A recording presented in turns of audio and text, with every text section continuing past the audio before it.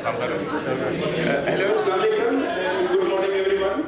Thank you very much for being here on this not very cold morning. So, my name is Dr. Muhammad Tufail. I'm a consultant pulmonologist from UK. So, I was the president of Kanka UK previously. So, I'm just helping with this session. We are very thankful to the experts from the rehab medicine, really from throughout the country, to be here with us and give us their presentations on this very, very important topic. Coming from UK, I think the rehab medicine has got a very central role in many, many, many diseases, really. I think we should give due respect to this domain, and as a pulmonologist, I can tell you that for COPD, obviously there's a little bit of form of rehab. Pulmonary rehabilitation is the one thing which even improves immortality, and it is a very cheap intervention. So again, many thanks for all the experts to be here, to all the speakers, and we are sorry for running a bit late. We will try to make up the time. So I would like to introduce our chairs of the session. So Dr. Ahmed Wahid Bhatt, he is a consultant in rehab medicine, has been the dean for rehab medicine at CPSP. We are very honored to have him here. So, Dr. Ahmed Wahid. And our second chair is Dr. Heather, not doctor yet, fourth year student Heather, if you could come to the chair as well, please. So I will hand over to Dr. Ahmed to run the session, please. Thank you very much.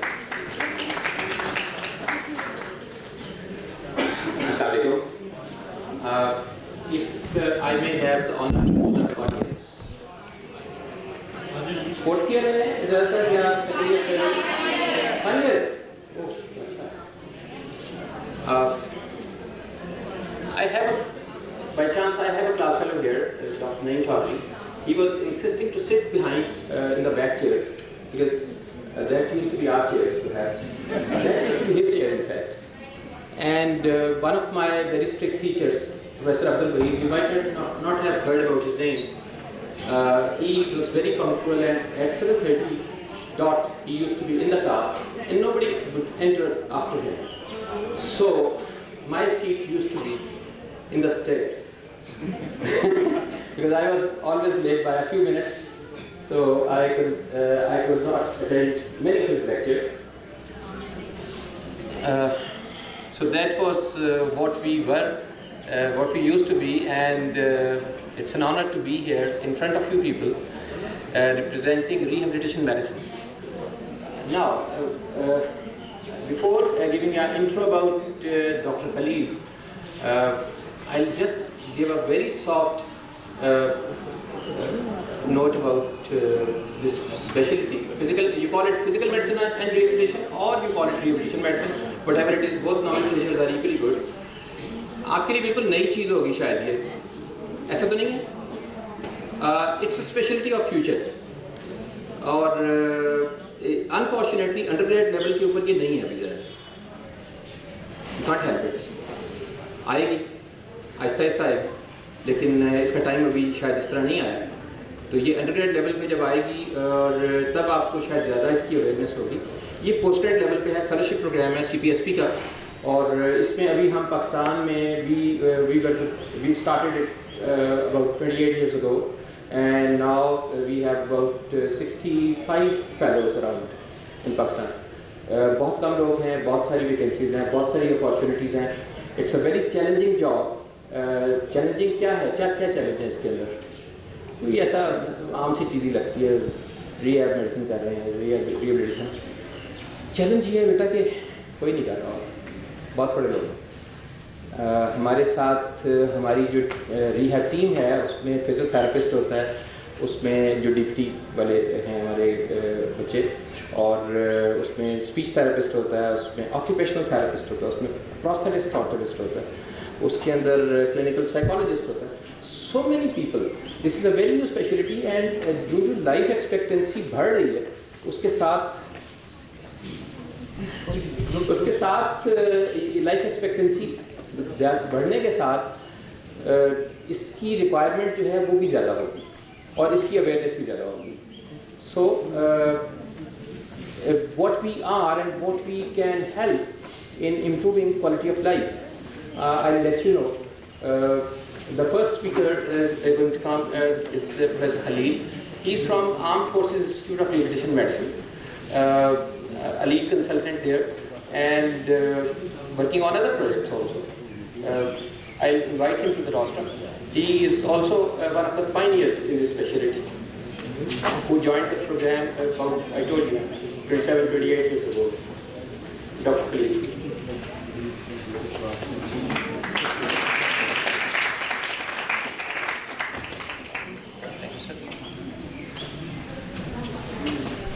Thank you for introduction, sir.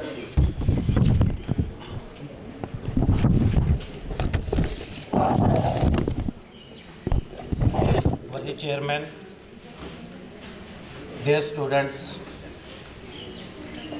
Assalamu alaikum and good morning. Spinal cord injury के बारे में कुछ आप लोगों को idea है? Final क्यों आप लोग?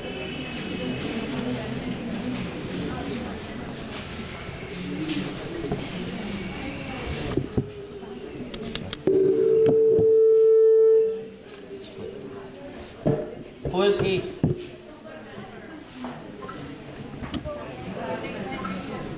तो इसका क्या ताल्लुक है स्पाइनल कॉर्ड इंजरी से? इसको क्यों लगाई? जी बेटा बताएं please.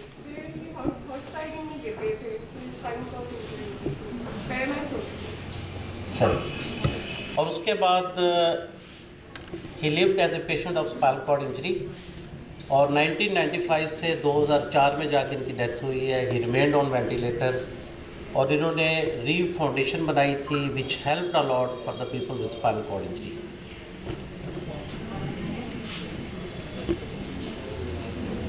Spinal cord injury is one of the most devastating condition known to mankind. The incidence is about 40 new cases per million or approximately 12,000 cases. अब इसमें देखिए वर्कलोड इतना ज़्यादा था. सर आमर तो वहीं थे उन दिनों एफआर में. तो this is the world history के 500 से लेकर 600 लोग स्पाइनल कॉर्ड इंजरी के रावलपिंडी इस्लामाबाद में शिफ्ट हुए थे जब ये अर्थक्वेक आया था 2005 का. और उसमें से वर्कलोड इतना ज़्यादा था कि one of the cinema melody cinema was converted into melody rehab centre. इतने ज़्यादा पेशेंट थे इसके ना. अच्छा, इसका किसी को आइडिया है what is this?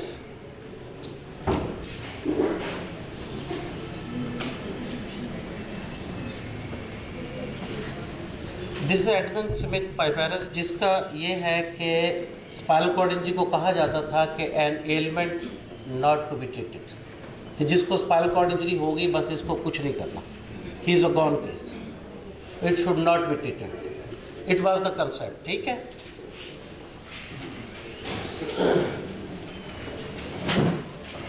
Then, after Second World War, Sir Ludwig Guttmann established a spinal unit at Stoke Mandeville in 1944. अब इससे पहले ये था कि post injury survival first world war के बाद after 1 year it was 10% only. With his work it became 90%. Most of the people before that used to die due to UTI and pressure ulcers. अच्छा, इन्होंने यहाँ पे Paralympics की बुनियाद रखी इन patients के लिए. अगर आप पाकिस्तान के मैप पे देखें, जिस तरह सर आमिर बता रहे थे कि we are about 65 specialist, but practically जो प्रैक्टिस कर रहे हैं प्रैक्टिसिंग आर अबाउट 50. और उसमें से कुछ बाहर हैं, कुछ रिटायर हो चुके हैं उसमें. और इन 50 में से भी 75% दे आर इन आर्मी. अगर आप पाकिस्तान के मैप पे देखें तो पूरे बलूचिस्तान में इस टाइम पे सिविल की बात कर रहा हूँ, not a single rehab specialist. इसी तरह कश्मीर पूरे में कोई रिहैब स्पेशलिस्ट नहीं है, जो कि मोस्ट अफेक्टेड एरिया है अर्थक्वेक से, स्पाइनल कॉर्ड इंजरी का lot of patients are there. इसी तरह आप अगर सिंध की बात करें तो सिंध में सिर्फ कराची तक लिमिटेड है. कराची के अलावा आपको कोई रिहैब स्पेशलिस्ट नहीं मिलता. पंजाब पूरे में आप रावलपिंडी, इस्लामाबाद, लाहौर, और एक मुल्तान में है। इसके अलावा पूरा पंजाब में कोई स्पेशलिस्ट नहीं है। केपी के पूरे में सिर्फ एक रिहैब स्पेशलिस्ट है सिविल के अंदर। तो अब यू कैन इमेजिन कि हमारा अभी भी देखें, अगर किसी को बलूचिस्तान में स्पाइनल कॉर्ड इंजरी होती है तो still situation is same, an ailment not to be treated. तो वहाँ पे है ही कोई नहीं है, टीम ही कोई नहीं है रिहैब की जो इनको ट्रीट करे। अच्छा, rehabilitation medicine is a team work and its success depends on the competence and cohesion of its team members। और soft landing in the community के लिए किसी भी पेशेंट के लिए रिहैब की पूरी टीम ज़रूरी है। टीम का सर आमर ने पहले बता दिया है, इसलिए मैं डिटेल में नहीं जाऊंगा। अच्छा, now I will just talk about complications of the missing rehab. अगर स्पाइनल कॉर्ड इंजरी के पेशेंट की रिहेबिलिटेशन नहीं होती तो उसकी क्या क्या कॉम्प्लिकेशंस आती है, ये आपने देखा है। The people usually die with pressure ulcers। अब ये सर अमर हमारा अपना ही पेशेंट था एक, विच वॉज प्रॉपरली रिहेबिलिटेटेड। इसको हमने CAC शुरू कराई, क्लीन इंटरमीडिएट कैथेटराइजेशन। जब ये घर गया तो इसने उसको फॉलो ही नहीं किया, इनवेलिंग कैथेटर पे आ गया। You can see the rupture urethra of this patient. Another complication is heterotopic ossification and contractures।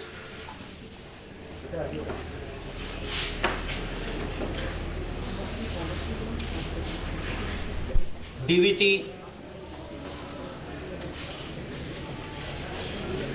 UTI, stones and tumors।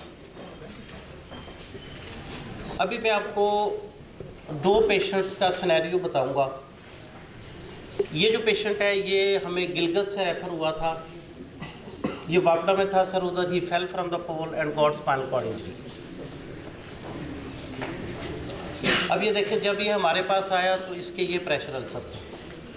It was so fall smelling कि इसके कमरे में भी खड़ा नहीं हुआ जाता था।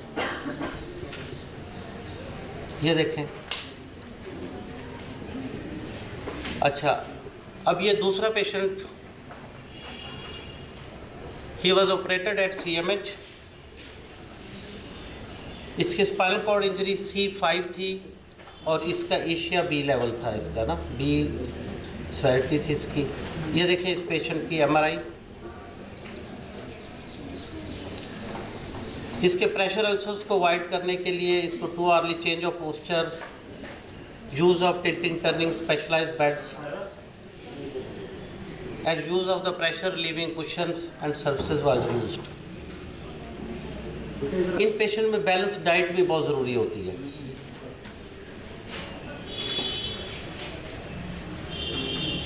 थ्रोम्बोसिस को रोकने के लिए इनमें ROM exercises and pneumatic compression device दिए गए। इसको training in activities of daily living के लिए ऑक्यूपेशनल थेरेपी डिपार्टमेंट में इसने अटेंड किया है। इसने साइकोथेरेपी के लिए साइकोलॉजिस्ट के पास रेफ़र हुआ ये।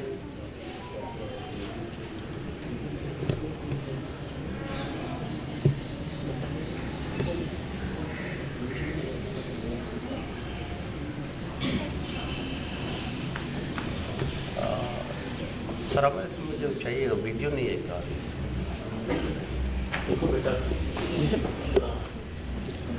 वीडियो थी इसमें अगर मैं अपना लैपटॉप लगा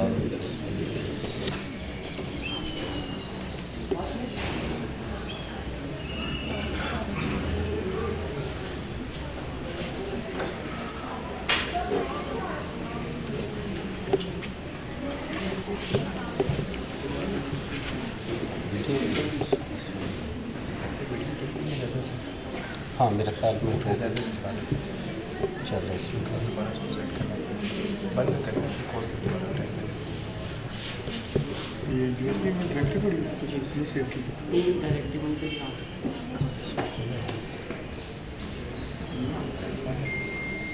ये पता नहीं मुझे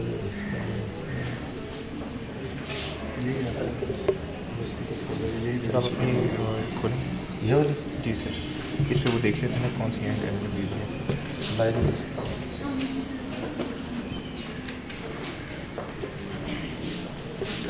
स्लाइड नीचे नीचे उस स्लाइड और एक और ये नहीं, और नीचे और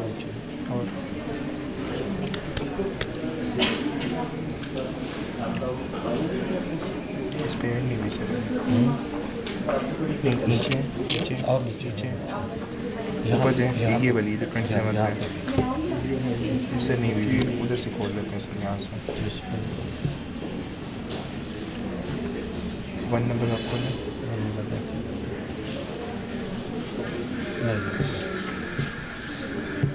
यहाँ सर एंड के सारी वीडियो चला रही इसके साथ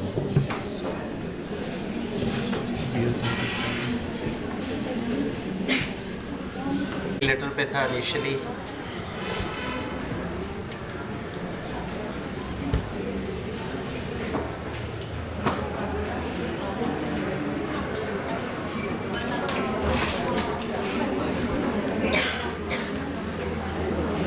क्या वीडियो आ रही है?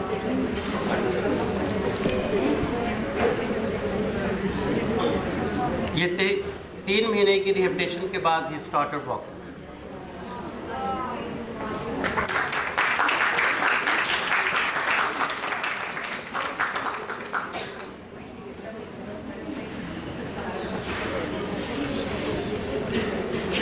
अच्छा, now a few advances in the rehabilitation of the spinal cord injury. ये प्रेशर मैपिंग सिस्टम है। जिन पेशेंट को आप व्हील चेयर देते हैं उनको आपको प्रेशर मैपिंग देना चाहिए ताकि पता लगे कि प्रेशर कहाँ पे पड़ रहा है, आप उसके मुताबिक उनको कुछ नहीं करते हैं उन पेशेंट्स की ना। ये हमारा वन ऑफ द पेशेंट जिसको C6 इसका लेवल था और एक साइड पे ब्रेकियल प्लेक्सस इंजरी थी, तो इसका सिर्फ एक हैंड फंक्शनल था, तो इसलिए हमने इसको पावर्ड व्हील चेयर दी।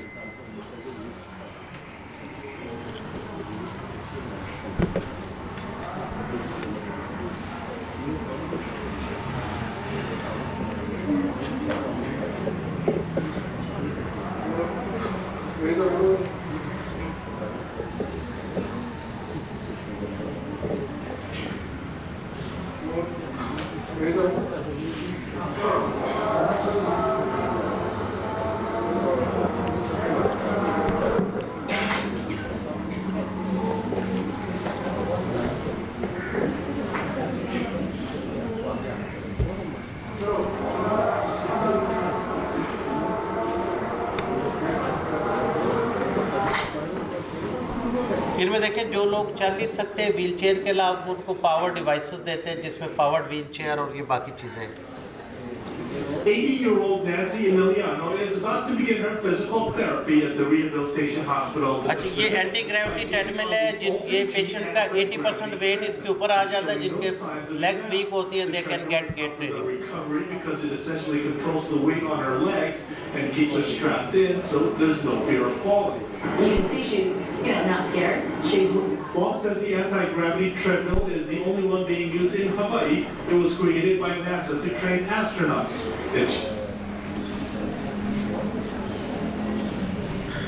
ये रोबोटिक्स हैं जो टेट्राप्लेजिक पेशेंट होती हैं, इनमें they are very useful. Electrical stimulation devices they are use for bladder bowel control, क्योंकि इन पेशेंट में ब्लैडर एंड बावल का कंट्रोल नहीं रहता। जिससे फ्रेनिक नर्व स्टिमुलेटर, इसके साथ पेशेंट को वेंटिलेटर से ऑफ कर सकते हैं। जो इसके लिए राइट कैंडिडेट होते हैं उनमें फ्रेनिक स्टिमुलेटर देके। The lithium battery powered device along with special crutches have sensors which trigger movement in the aluminum and carbon fiber legs and help the user to walk. 8 paraplegics from Hawaii have been testing out this device at the Rehabilitation Hospital of the Pacific. To me, it's. 46-year-old John Greer became paralyzed after a car accident when he was 19. But with the help of eLegs Pro, he's walking again. The Rehabilitation Center will start using the devices next year, while Berkeley Biotics hopes to create a personal home version of eLegs by 2013, giving John Greer a new idea. I'm always optimistic, so I would think. Stem cell therapy हमने कोई अपने 10 लोगों को अपने centre में stem cell therapy दी है अभी तक ना। This is intrathecal baclofen pump. जो लोग बैक्लोफेन को टॉलरेट नहीं कर सकते ओरली, तो फिर इनको इंट्राथेकल बैक्लोफेन पंप लगाया जाता है। This is functional electrical stimulation.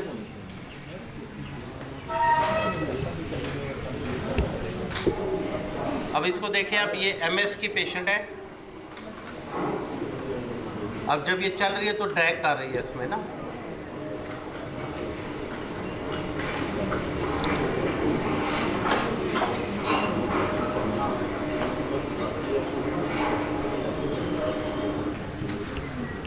अब same patient with FES।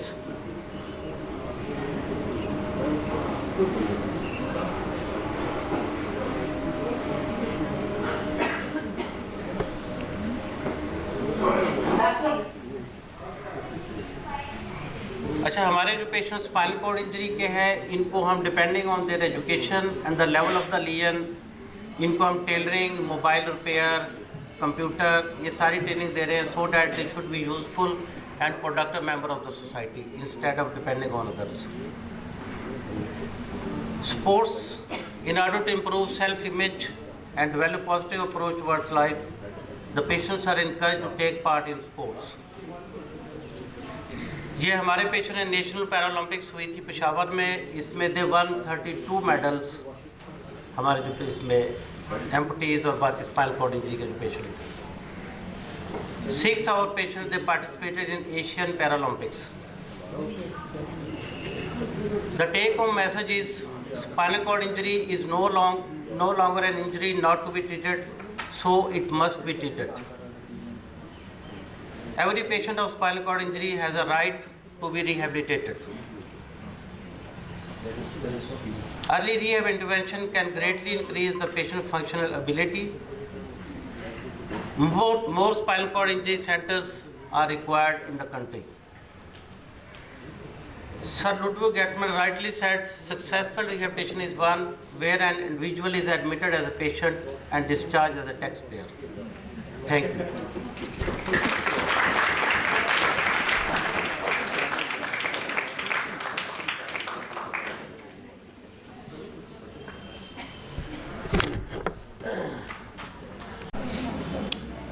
Spinal cord injury कुछ चीज़ें चल रहा है।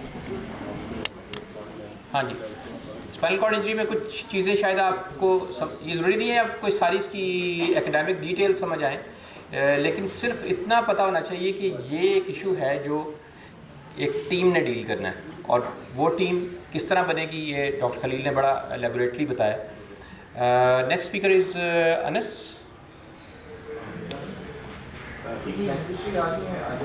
अच्छा चलें, उसके बाद आप कर लें। लियाकत साहब is managing director of PPOS। PPOS के बारे में आपको, आप में से कितने लोग KPK से बिलोंग करते हैं? कोई नहीं, सारे लाहौर से बैठे हैं। अच्छा, ये अदारा, इसकी डिटेल में तुम्हें नहीं जाऊँगा, वो कुछ पार्ट प्रेजेंटेशन में कवर हो जाएगा, खुद लियाकत साहब इसको एलेबोरेट करेंगे। But it's a premier institute for prosthetics orthotics in Pakistan. Degree awarding है, खैबर मेडिकल यूनिवर्सिटी के अंडर है, और जिस तरह आप MBBS कर रहे हो ना, तो ये बैचलर्स डिग्री करते हैं प्रोस्थेटिक्स ऑर्थोटिक्स में, जो आर्टिफिशियल लिम्स बनाते हैं और स्प्लिंट्स और ब्रेसेस बनाते हैं।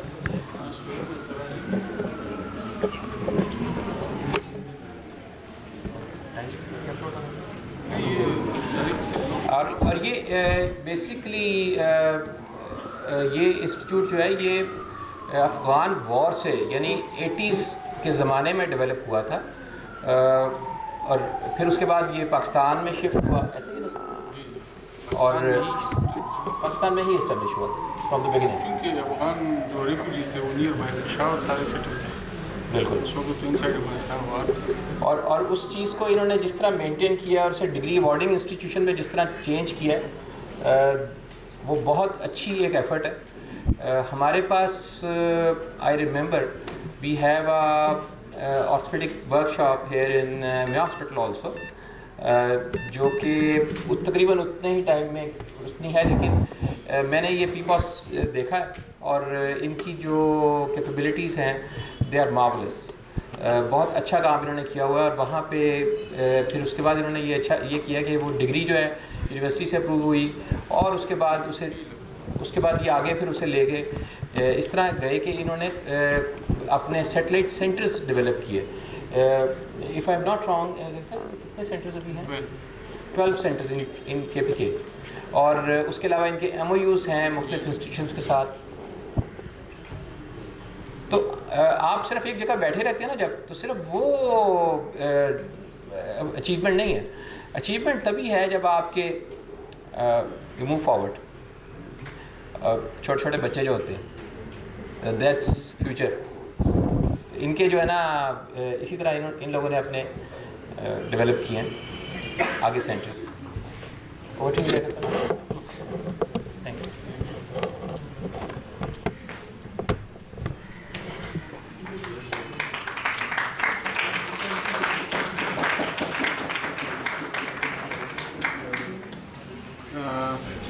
Thank you Aamir Bhatt sir.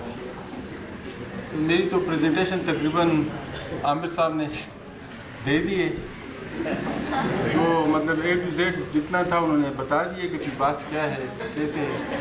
उसकी एक वजह यह है कि ये आते रहते हैं, हमारे एज एग्ज़ामिनर आते हैं, और ब्रिगेडियर खलील साहब हमारे इनके साथ एक अच्छा लिहाज़ान है AFRIM के साथ इस्टेब्लिश हुआ। उसकी जो इनिशियली इसकी जो बैकग्राउंड था वो ये था कि इसको अफ़गान वार विक्टिम जो लोग थे उनको ट्रीट करना था, लेकिन चूंकि उस वक्त नियरेस्ट जो एरिया था पेशावर और इसके इर्द गिर्द, तो इसलिए ये पेशावर में डेवलप हुआ। ठीक है, ये एक स्लाइड है, इससे आपको पता चलता है कि जी प्रोस्थेटिक आर्थराइटिस की नीड कितनी है, कितने PNO जो हैं वो काम कर रहे हैं, और आइंदा कितने वक्त तक हम इसको कंप्लीट कर सकेंगे। हमारे जो अभी आबादी है, जो टोटल पॉपुलेशन है वो 212.5 मिलियन है। ये WHO के मुताबिक जो है उसमें 0.5 मिलियन जो है उनको प्रोस्थेटिक आर्थराइटिस सर्विसेज की ज़रूरत है, लेकिन ये भी काफ़ी पुराना डेटा है। अभी अगर इसको अपडेट किया जाए, अनफॉर्चुनेटली यहाँ पे तो रिसर्च इस तरह की कोई चीज़ आती नहीं है प्रोस्थेटिक आर्थराइटिस पे पता चले कि अपडेटेड क्या हुआ है। इसमें 212.5 मिलियन में से 11,56,777 लोगों को जो है ना PNO सर्विस की ज़रूरत है एज़ पर WHO जो रिसर्च है। हमारा जो डिवाइस होता है उसकी जो मैक्सिमम एज होती है या उसकी जो मैक्सिमम टाइम होता है वो 3 इयर्स होता है। 3 इयर्स के बाद वो वियर एंड टियर हो जाता है, उसको रिप्लेस करना पड़ता है।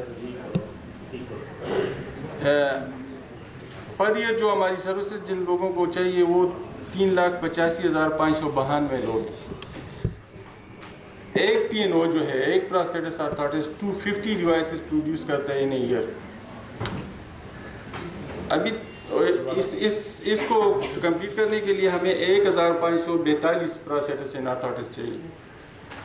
PIPAS को इस्टेब्लिश हुए ऑलमोस्ट 30 ईयर हो गए हैं।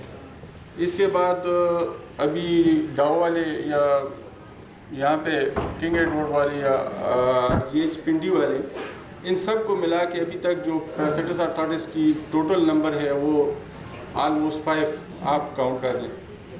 तो जब इसको हम काम करेंगे, इसका मतलब 30 साल में हमने ये प्रोड्यूस किए हैं, तो आइंदा 50 ईयर में हम अपनी ये नीड पूरी नहीं कर सकते। इससे ये पता चलता है कि प्रोस्थेटिक आर्थराइटिस जो प्रोफेशन है इसकी क्या डिमांड है। अच्छा, इस PIPAS की जो हिस्ट्री है, actually it was established by later collaboration with the GIZ, German government and Pakistan NWFP government के तावन से ये बना। ये 5 सेंटर बने थे उस वक्त, जिसमें एक PETCART Peshawar training centre for orthopaedic technology Peshawar, WETCART in Vietnam, SHE-CART in China and TETCART in Tanzania. ये GTZ ने इस्टेब्लिश किए थे 80s में। PIPAS जो है ये बेसमेंट छोटी सी जगह से इस्टेब्लिश हुआ और आज जो है वो एक कंप्लीट सर्विसेज देने के उस पोजीशन में है PIPAS। ये जो है हम रिहेबिलिटेशन सर्विसेज देते हैं और उसके साथ जो है हम उस वक्त जो है 1988 में हमारा स्कूल इस्टेब्लिश हुआ। उसमें हमने BS डिग्री ऑफ़र की, 3 ईयर BSc डिग्री थी from university of Peshawar, but now we are affiliated with Khyber Medical University and we are offering 4-year BS program. ये इसका मिशन है हमारा, for PIPAS to be recognized as a center of excellence for education, research and quality services in the field of prosthetic and orthotic within Pakistan and internationally. Missions, I think I will go to objective of my institute. PIPAS is an autonomous body. It's through an act passed by Provincial Assembly of Khyber Pakhtunkhwa.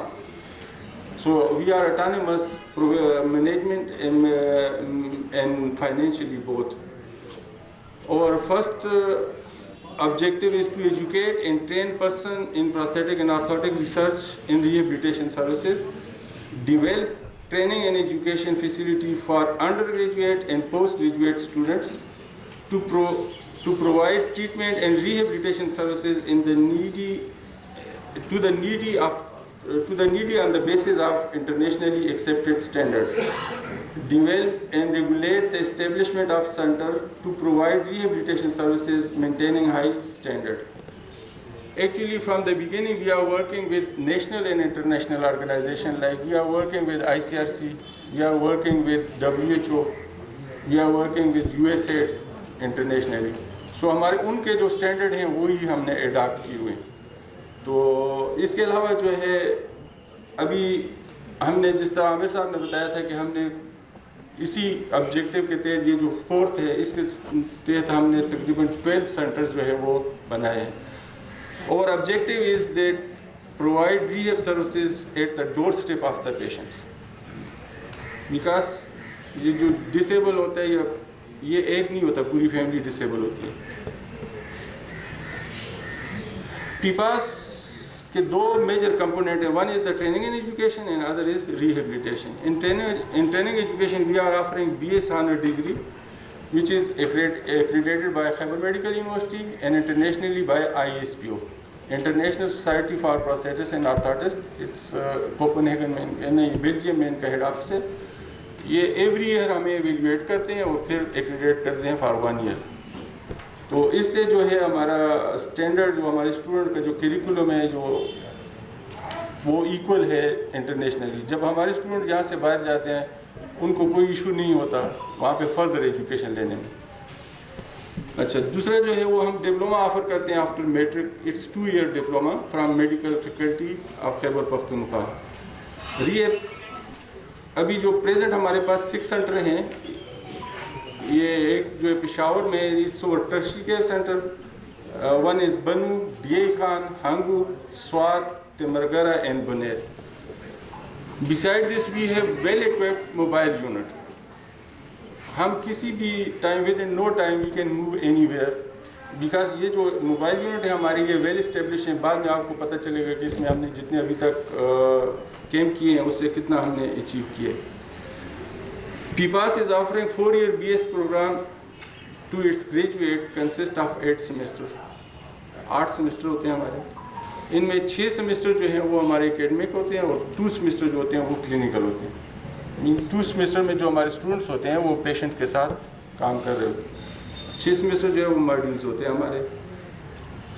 After successful completion of all semester, students जो है वो उनको degree दी जाती है Khyber medical university से BS की, और ये आल्सो एक्रेडिटेड बाय ISO, जिसको हम associate prosthetic and orthotic certificate कहते हैं।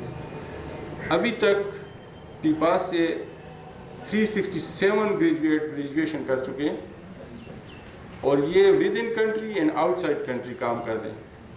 विद इन कंट्री कोई भी रिहेब सेंटर है उसमें PIPAS का ग्रेजुएट कहीं ना कहीं मौजूद होते हैं, तो वो वहाँ का हेड होता है या कुछ और रिहेबिलिटेशन। 62 जो है वो अंडर ग्रेजुएट हैं सिंस 1988। हम डिप्लोमा जिस तरह मैंने पहले कहा ऑफ़र करते हैं, इसमें आफ्टर मैट्रिक 2 इयर्स है। ये अभी तक जो है 182 डिप्लोमा होल्डर जो है वो यहाँ से पास हो चुके हैं। ये हमारी थ्योरी क्लास है। हमारे स्टूडेंट जो है ज़्यादातर केपी से होते हैं, लेकिन पंजाब से भी हमें स्टूडेंट्स आते हैं, सिंध से भी आते हैं।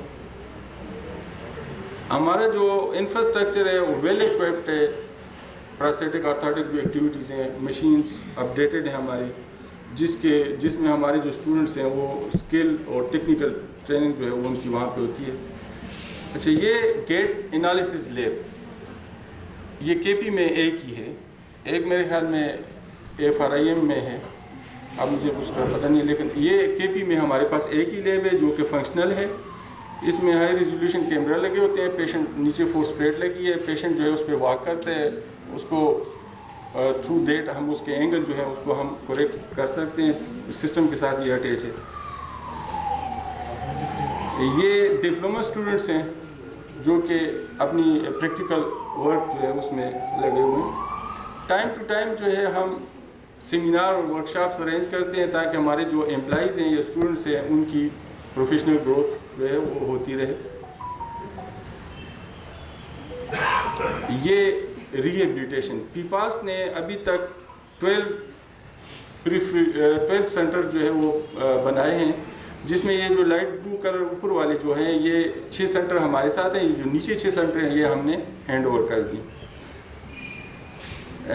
ये कुछ पिक्चर्स हैं इन्हीं सेंटर्स की जो कि डिफरेंट DHQ हॉस्पिटल्स में हैं। हमारा ऑब्जेक्टिव ये है कि हम टेम्प्रेरी नहीं, हम परमानेंट बेस पे काम करें। हमारे जितने भी सेंटर हैं गवर्नमेंट हॉस्पिटल्स में हैं, DHQ हॉस्पिटल्स में हैं, क्योंकि वो एग्जिस्ट करते हैं। और हमारा तरीका ये है कि हम इसको इस्टेब्लिश करें और फिर ये जो है इंटीग्रेट हो जाएं उसी DHQ हॉस्पिटल में, ताकि वहाँ के जो पेशेंट्स हैं उनको सर्विस मिलती रहे।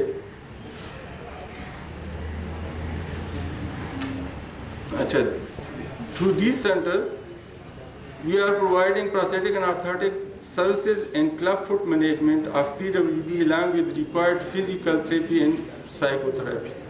पीपास जो है इसमें जिस तरह शुरू में खलील साहब ने बात की, आमिर साहब ने बात की कि रीहैब टीम, हमारे पास फिजियोथेरापिस्ट हैं, साइकोलॉजिस्ट हैं, प्रोस्थेटिस्ट ऑर्थोटिस्ट हैं और डॉक्टर हैं। Provide the highest number of assistive devices, अभी तक जो केपी में हमने दिए हैं वो 1,72,762 इन द लास्ट 10 ईयर हमने प्रोस्थेटिक ऑर्थोटिक सर्विसेज प्रोवाइड की हैं। 4 क्लब फुट क्लिनिक इस्टेब्लिश किए हैं, जिनमें एक पेशावर में है, एक बनू में और एक स्वात में है। इनके थ्रू हमने 12,540 पेशेंट जो है वो ट्रीट किए हैं लास्ट 10 ईयर में। Provided rehabilitation services to thousands of PWD after devastating earthquake। जब 2005 का ज़लज़ला आया था उसमें हमने 5 सेंटर वहाँ पे इस्टेब्लिश किए थे जो अर्थक्वेक एरिया था। We have 5 well-equipped mobile unit for community-based rehabilitation। In mobile unit के थ्रू हम जो है कम्युनिटी में जाके हम prosthetic orthotic services provide करते हैं। Having state of the art and well equipped infrastructure, nearly 8,000 physically disabled getting treatment per year under Pakistan Rehabilitation Services Program। अच्छा, ये कुछ पेशेंट्स हैं जिनकी पिक्चर्स हैं। इसमें ये जो बच्ची है लेफ्ट टॉप पे, ये बाइलेटरल लोअर लिम्ब और वन जो अपर लिम्ब जो है इसका कंजेनिटल एम्पुटी है। ये अभी 13 इयर्स की है और 5th क्लास में पढ़ती है। ये पुरानी पिक्चर है इसकी, लेकिन इसके चेहरे पे खुशी देखें कि फ़र्स्ट टाइम ये जब इसको प्रोस्थेटिक डिवाइसेस लगे तो ये कितनी खुश है और किस तरह ये आपको फीडबैक दे रही है। अच्छा, इसमें एक बात ये है कि जो पेशेंट हमारा प्रोस्थेटिक ऑर्थोटिक होता है वो फॉरएवर होता है। लाइक उसकी सॉकेट लूज़ हो सकती है, उसका जॉइंट रिप्लेस हो सकता है, उसका फुट रिप्लेस हो सकता है, तो वो जितने भी आएंगे वो हमारे साथ रजिस्टर होते जाएंगे, वो नंबर में इंक्रीज़ होते रहेंगे, कम नहीं होंगे। ये वही बच्ची है। अच्छा, ये क्लब फुट सर्विसेज है हमारी। पीपास पान city club foot clinic established at PRSP Peshawar in 2012। Swat में 2013 में और बनू में 2014 में हमने इस्टेब्लिश की। Total number of registered patient इसमें जो है वो 12,540 हुए। Total number of new treated club foot patients per year जो है वो 850 हैं। क्लब फुट स्पॉन्सर्ड फ्रॉम 2012 से लेकर 2018 तक International Committee for Red Cross ने इनको स्पॉन्सर किया। PIPOS providing DB shoes donated ICSC और जो अभी तो हम खुद भी इसकी सप्लाई हमने शुरू कर दी, हम करते हैं। Awareness lecture video and leaflet delivered by PIPOS for family and parents for education. ये एक बच्चा है जिसकी क्लब फुट ट्रीटमेंट की है और आप राइट साइड पे जब जाते हैं तो उसके फुट ठीक हो चुके होते हैं। ये स्टेटिस्टिक है पीपास के जो लास्ट 12 ईयर में हुई। टोटल नंबर ऑफ पेशेंट जो विजिट हुए हमें वो 1,92,000 हुए। अभी जो हमारे पास वेटिंग लिस्ट KP में अभी हमारे पास वेटिंग लिस्ट भी चल रही है, यानी पेशेंट जो है वो वेट कर रहे हैं अपनी प्रोस्थेटिक ऑर्थोटिक ट्रीटमेंट के लिए। ये 2400 नंबर है इनका। Total number of treated club foot patient जो है वो 12,540। Total number of devices issue 1,72,762। Total number of treated patient जो है वो 1,24,000। आप कहेंगे कि ये 1,24,000 है और डिवाइसेस 1,00,000। ये बायलेटरल पेशेंट भी होते हैं, जिस तरह वो बच्ची की मैंने आपको एग्जांपल दी, तो इस तरह नंबर ऑफ वो जो है वो आपके इंक्रीज हो जाते हैं। These are our mobile unit which is fully equipped, और इसमें जो है हमने बाकायदा डिज़ाइन करवाए हैं कंपनी से। ये इसके थ्रू हम कम्युनिटी बेस्ड रिहेबिलिटेशन करते हैं डोर स्टेप पे। ये इसके इंटरनल जो है वो अंदर साइड पे आप मशीन और सारे इक्विपमेंट्स आप देख सकते हैं। अच्छा, ये जो है हमने डेरा बुगटी में बलूचिस्तान का एक रिमोट एरिया है जिसमें हमने कैंप किया। तकरीबन 200 पेशेंट्स को हमने प्रोस्थेटिक डिवाइसेस दिए, और ये वो एरिया है कि जहाँ में फ़ीमेल को बाहर निकलना भी मुश्किल होता है। तो ऐसी पोजीशन में, ऐसी हालात में उनके डोर स्टेप पे जाके हमने इनको ट्रीट किया, कास्टिंग की, दोबारा डिवाइस वापस फिर दोबारा फिटिंग की। इसमें पाकिस्तान बैतुल माल जो है वो हमारा कोलैबोरेटर था। ये वही उसी कैंप की पिक्चर्स हैं, ये भी वही कैंप है।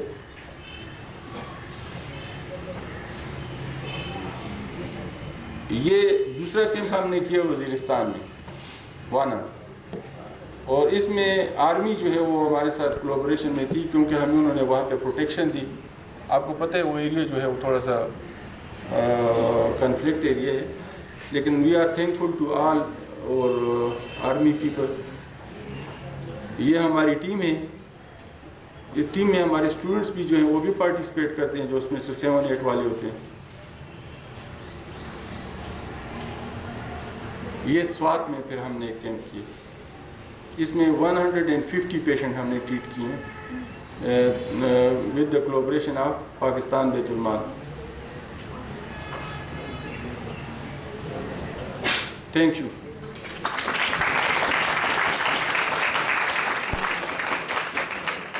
Thank you. ये जो आप लोगों के लिए बड़ा लेंथी रहा होगा, ये कुछ चीज़ें नहीं समझ आई होंगी। मैंने ये चीज़ें शायद इसी तरह 4th ईयर फाइनल ईयर में अपनी ऑर्थोपेडिक वर्कशॉप जो मियां हॉस्पिटल की है, यहाँ पहली दफ़ा देखी थी, लेकिन हमने किसी किताब में नहीं पढ़ी। वैसे किसी काम से गुजरते थे, वहाँ से ऑर्थोपेडिक्स के सामने से प्रोफेसर इकबाल बैठे हैं हमारे पास और he is witness to it कि ये चीज़ें यहाँ हम इस्तेमाल कर रहे हैं, बना रहे हैं, बहुत अच्छा बना रहे हैं। लेकिन जब मैं स्पेशलिटी में आया यानी फ़िज़िकल मेडिसिन एंड रिहैब में, तो फिर मुझे पता लगा कि इनकी यूटिलिटी क्या है आगे। अच्छा, नेक्स्ट।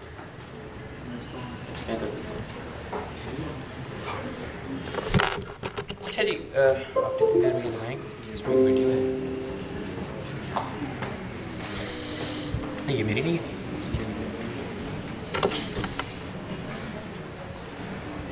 अच्छा, लंबा सांस ले पहले चीज़ है उसकी बात। अच्छा, मैंने कोई प्रेजेंटेशन नहीं देनी और इसको मैं ख़त्म कर रहा हूँ 5 मिनट में, और इसके एंड पे एक टेक होम मैसेज है कि आप डिसेबिलिटीज़ को कैसे एड्रेस करते हैं। आप कैसे, how do you look upon disabilities? आप में से किसी का एक्सपीरियंस रहा है डिसेबिलिटी को मैनेज करने का, डिसेबल्ड को मैनेज करने का? नहीं? तो किसी के घर में नानी दादी नहीं है भाई? कोई स्टिक, वॉकिंग स्टिक यूज़ करता? घर में कोई नहीं यूज़ करता। और किस किस्म की डिसेबिलिटी है बेटा?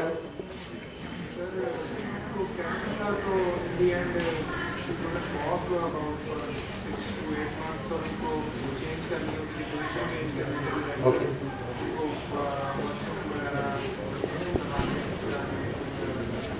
कैंसर रिहैब में जो 2 इंपॉर्टेंट चैलेंजेस होते हैं, वो एक तो उसको पेन फ्री करना, देखना कि पेन आ कहाँ से रही है, मस्कुलोस्केलेटल एलिमेंट से आ रही है, न्यूरोजेनिक पेन है, उसका ओरिजिन कहाँ से है। और सिर्फ पेन किलर दे देना मकसद नहीं है, आप डिपेंड करते हैं कौन सी पेन है, उसके लिए आप कैसे ट्रीट करते हैं उसे, या उसके लिए कोई प्रोसीजर करना चाहते हैं आप। ब्लॉक्स भी यूज़ किए जाते हैं उसके लिए, नर्व ब्लॉक्स और रीजनल ब्लॉक्स। और उसके अलावा दूसरी चीज़ उसकी मोबिलिटी होती है। तो जो मैंने आपको कहा था ना कि ये रिया मेडिसिन जो है ये क्वालिटी ऑफ लाइफ के लिए, और it's a speciality of future. अच्छा, अभी अगले 5 मिनट में मैं ये I rush through this presentation, इसको आप गौर ना कीजिएगा, ज़्यादा गौर से मत देखिएगा, क्योंकि मैंने इसको इतने गौर से देखने के लिए नहीं बनाया। ये सिर्फ आपको सेंसिटाइज़ करने के लिए, सिर्फ आपको इतना पता होना चाहिए ये होता क्या है। ये जो लियाकत साहब इतनी डिटेल में उसकी माइक्रो लेवल पे बात कर रहे थे इस सिस्टम को डेवलप करने की, इनफैक्ट इस सिस्टम से आगे करना क्या है। आईडी ब्लास्ट की वजह से इसकी दोनों हाथ एम्पुटेशंस हुई थी। 3 से 4 महीने के बाद ही आया कि जी अब इसका क्या करना है। तो एनी आइडिया कि क्या करते हैं? दोनों हाथ ख़त्म हो जाए तो क्या करते हैं? सुबह उठ के मुँह कैसे धोते हैं, और ब्रश कैसे करते हैं, और सो मैनी अ थिंग्स जिनके लिए हम बिल्कुल शुक्रगुजार नहीं। किसी को आइडिया है ये एक हाथ कितने का है?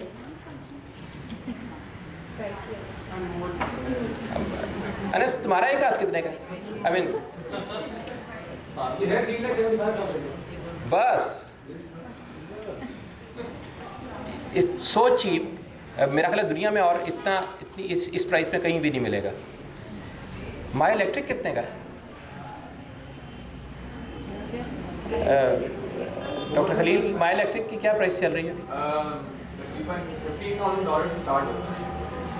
नहीं यार, ये कन्वर्शन में बहुत देर लगेगी। पाक रुपये में बात करो। 2 million, a little more than that, depends आप कौन सी। It's 4 million, depend. Be bionic जो है ना, जिसके अंदर रिस्ट की मूवमेंट भी है, तो ये कितने का हुआ फिर? It's priceless, I tell you. We are not thankful to what we have. Okay, ये देखो, ये इनिशियली पेशेंट एक टर्शरी केयर हॉस्पिटल में मैनेज हुआ। उन्होंने फिर इसकी प्लास्टिक सर्जरी करके उसके जो स्टम्प्स थे वो कवर किए। So all marks to orthopaedic surgeon and plastic surgeon. उसके बाद ये इंस्टीट्यूट ऑफ रिहेबिलिटेशन मेडिसिन में इसको ट्रीट किया गया, और इसके जो मेन इश्यूज थे उस वक्त वो इसका स्कार की पेन थी और इसकी फैंटम पेन थी, फैंटम सेंसेशंस थी। These are 3 different things, different complications. दूसरा ये कि ये काम कुछ नहीं कर सकता था। अब 2 हाथ हैं, पर जब उसके टर्मिनल डिवाइस नहीं ना लगी हुई आगे, दोनों हाथ नहीं है, तो फिर वो आगे क्या करेगा? आगे वो मोटे ही मार सकता है लोगों को, और तो कुछ नहीं कर सकता। तो आगे करना क्या होता है उसके? अब उसकी वजह से उसको लो मूड स्विंग्स आते थे, हेडेक्स होती थी, गुस्से में रहता था, अपने काम टाइम पे नहीं कर सकता था, ख़त्म कर सकता था। He was a breadwinner also. So बहुत ज़्यादा कोई पढ़ा लिखा आदमी नहीं था, तो क्या करेंगे? ये है जी इसके स्टम्प्स, और ये उसकी मेजरमेंट है साथ में। उस मेजरमेंट की डिटेल में नहीं जाऊँगा। ये इसकी रेडियोलॉजी है, और मैनेज कैसे करना है, करना क्यों है वैसे इसे मैनेज? इसको बिठा देते हैं कुर्सी के ऊपर, बैठ के जो है वो किया करे, अल्लाह अल्लाह किया करे, हाँ, नमाज पढ़े। और नहीं, ये इशू है जो यहाँ पे मैं चाहता हूँ कि कम से कम किंग एडवर्ड की ग्रेजुएट्स को पता होना चाहिए कि ऐसे लोगों को करना क्या है। उनको सोसाइटी में वापस कैसे लेके आना है, दैट इज़ द चैलेंज। ये चीज़ डॉक्टर होने से थोड़ा सा मुख्तलिफ है। डॉक्टर तो तुसी बन जाना, सारे ने बन जाना। मेरे जैसा बंदा बन गया है जो सीढ़ियों में बैठा रहा, तो तुम लोग तो माशाल्लाह सारे बहुत अच्छे हो, compete करके आए हो, ठीक है ना। तो लेकिन दो चीज़ें, मेडिकल ग्रेजुएट्स आप बन जाओगे, you need to be a good human also, that is more essential. एक अच्छा इंसान होना ज़्यादा ज़रूरी है, और उसके लिए आपको पता होना चाहिए कि डिसेबिलिटीज़ को कैसे एड्रेस करना है।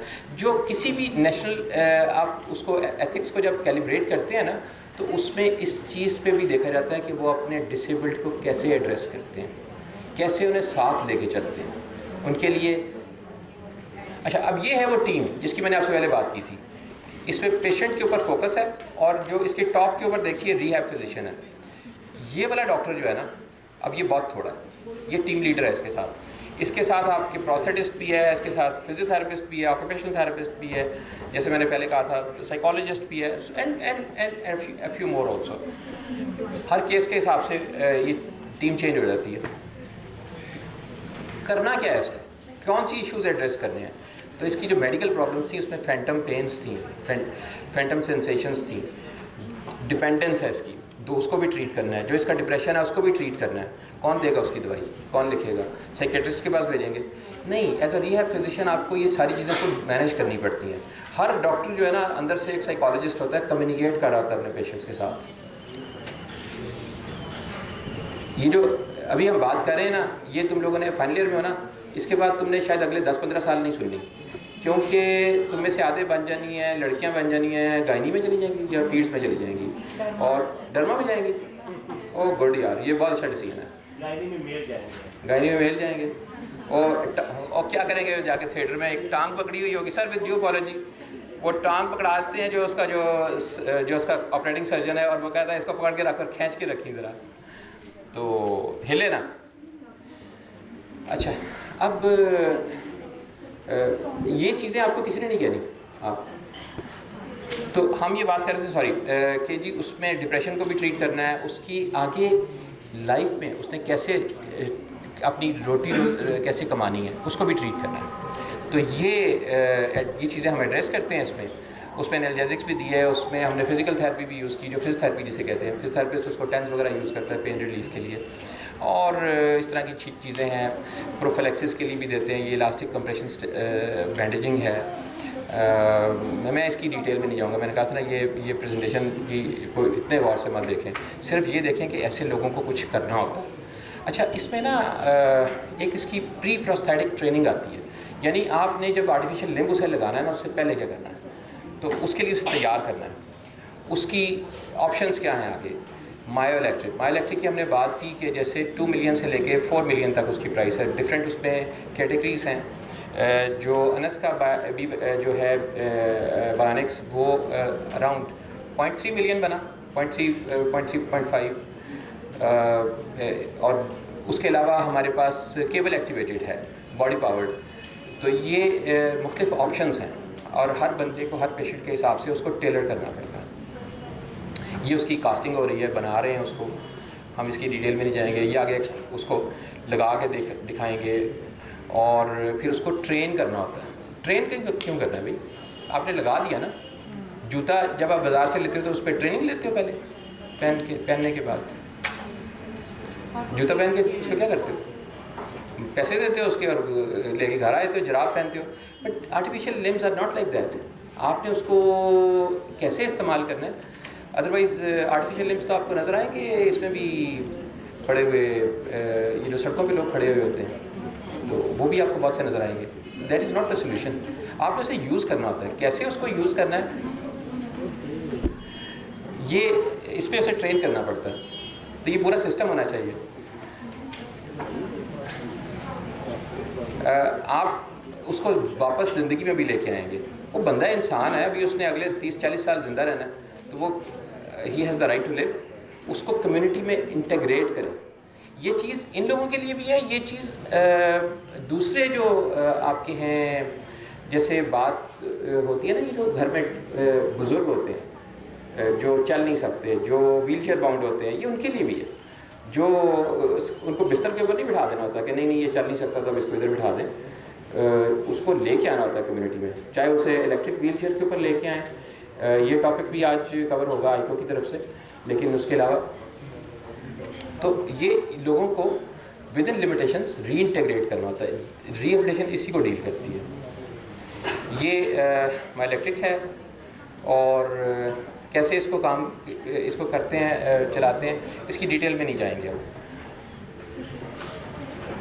प्री प्रोस्थेटिक के बाद प्रोस्थेटिक फेज़ आती है जिसमें वो सारी चीज़ें लगाई जाती हैं, बनाई जाती हैं। उसके बाद उसके प्रोस्थेसिस हैं, उसमें कॉस्मेटिक प्रोस्थेसिस आता है जिसमें सिर्फ ग्लव्स होते हैं, फिर बॉडी पावर्ड होता है।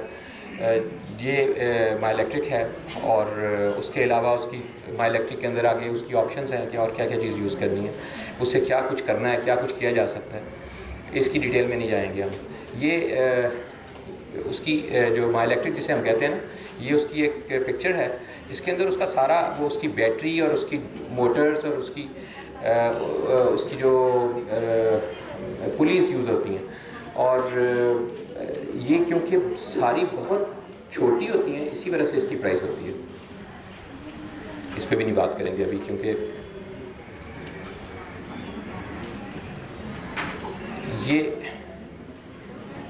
ये आगे का काम है।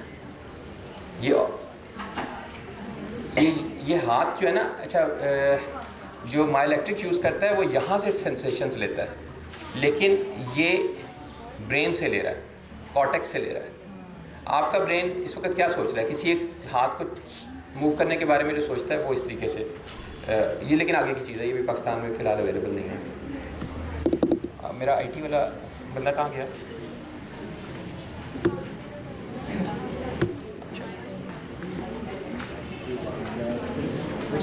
हाँ उसे ब्लॉक। अच्छा, आई हैव फिनिश्ड। ये जो प्रेजेंटेशन थी ये इसके साथ एक टेक होम था।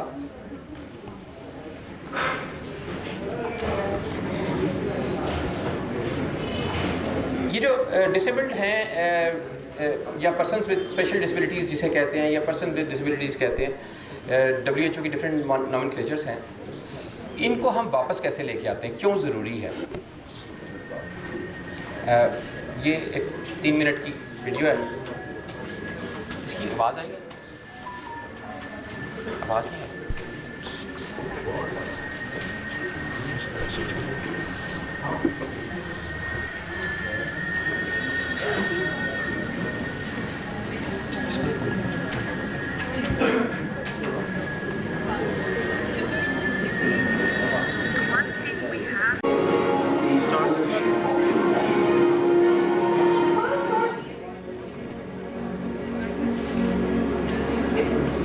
How do we put them back on track?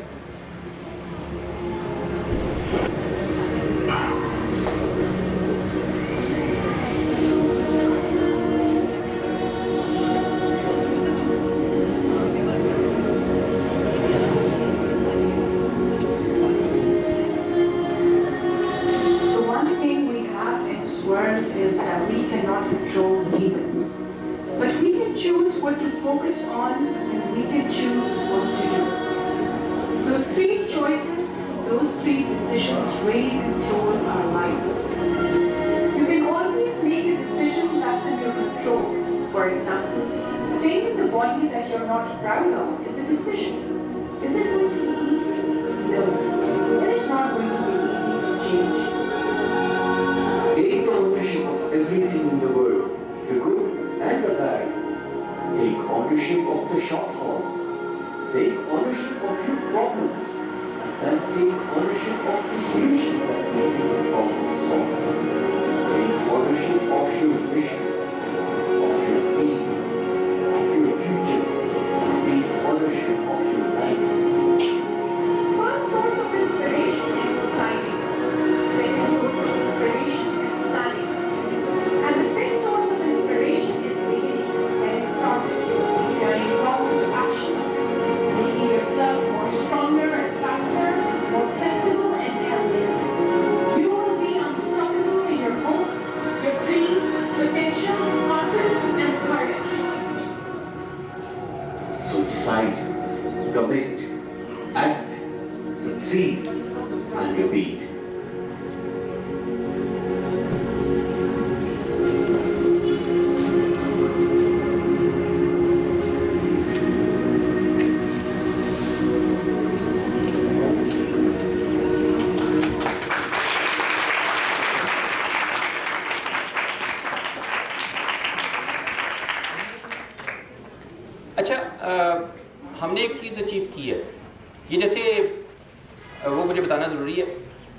We have set an example.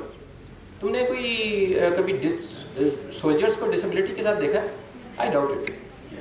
देखें, नॉट रियली। मुझे पहले इत्तेफाक नहीं था। यूजुअली जो हमारा मिलिट्री डिसिप्लिन था ना, उसमें सोल्जर्स को भेज दिया करते थे, रिटायर कर दिया करते थे। Do you put them back in community? अपनी जो you do not have an experience perhaps, but look into it. देखो कि जो पेशेंट्स आप देखते हो उनमें से डिसेबिलिटी है, जो चल नहीं सकते, जो काम नहीं कर सकते, या कोई टेम्प्रेरी डिसेबिलिटी है या परमानेंट डिसेबिलिटी है, तो क्या आप उनको वापस उस काम पे लेके जाते हो जहाँ से वो उनको इंजरी हुई थी? Who is going to do it? That's the challenge. Thank you very much.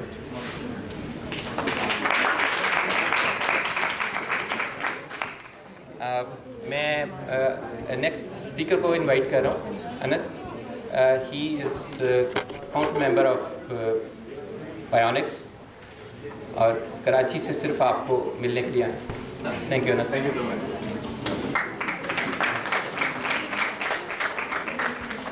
अस्सलाम वालेकुम everybody, good to see you all here. और आज हम जो आपको चीज़ें दिखाने जा रहे हैं, it's all bionics. If it's not that's fine, हम डेमोस्ट्रेट करते हैं। अस्सलाम वालेकुम, कैसे हो? सो यूजली हम लोग जो पढ़ रहे होते हैं, जो चीज़ें देख रहे होते हैं, it's all the international technology, US, Europe and all.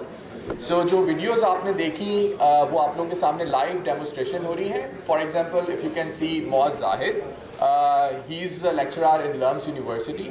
और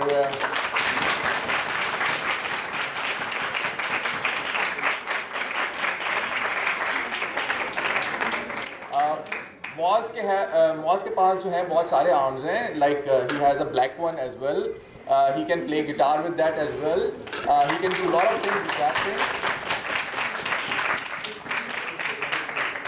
और interestingly, Moaz is living his life as a normal person just like you and us, और बहुत ज़्यादा चीज़ें हमसे ज़्यादा अचीव कर रहे होते हैं अल्हम्दुलिल्लाह। देन कमिंग टूवर्ड्स सहर, सो सहर का भी ड्रीम था आप लोगों की तरह एक डॉक्टर बनने का, and suddenly she got electrocuted. Her both hands are missing from the shoulder. और जो आपने अभी वीडियो देखी, जो एक US से नासा ने जो एक आर्म डेवलप किया जिसके अंदर वो अपनी फिंगर्स मूव कर रहा था, तो द सेम टेक्नोलॉजी इज़ सहर इज़ यूजिंग राइट नाउ। सो अगर हम सहर की बात करते हैं तो इसके दोनों आर्म्स शोल्डर से नहीं है, and she can lift her hand easily, so she has to learn everything, और gradually जो है वो सारी चीज़ें हो रही होती हैं। So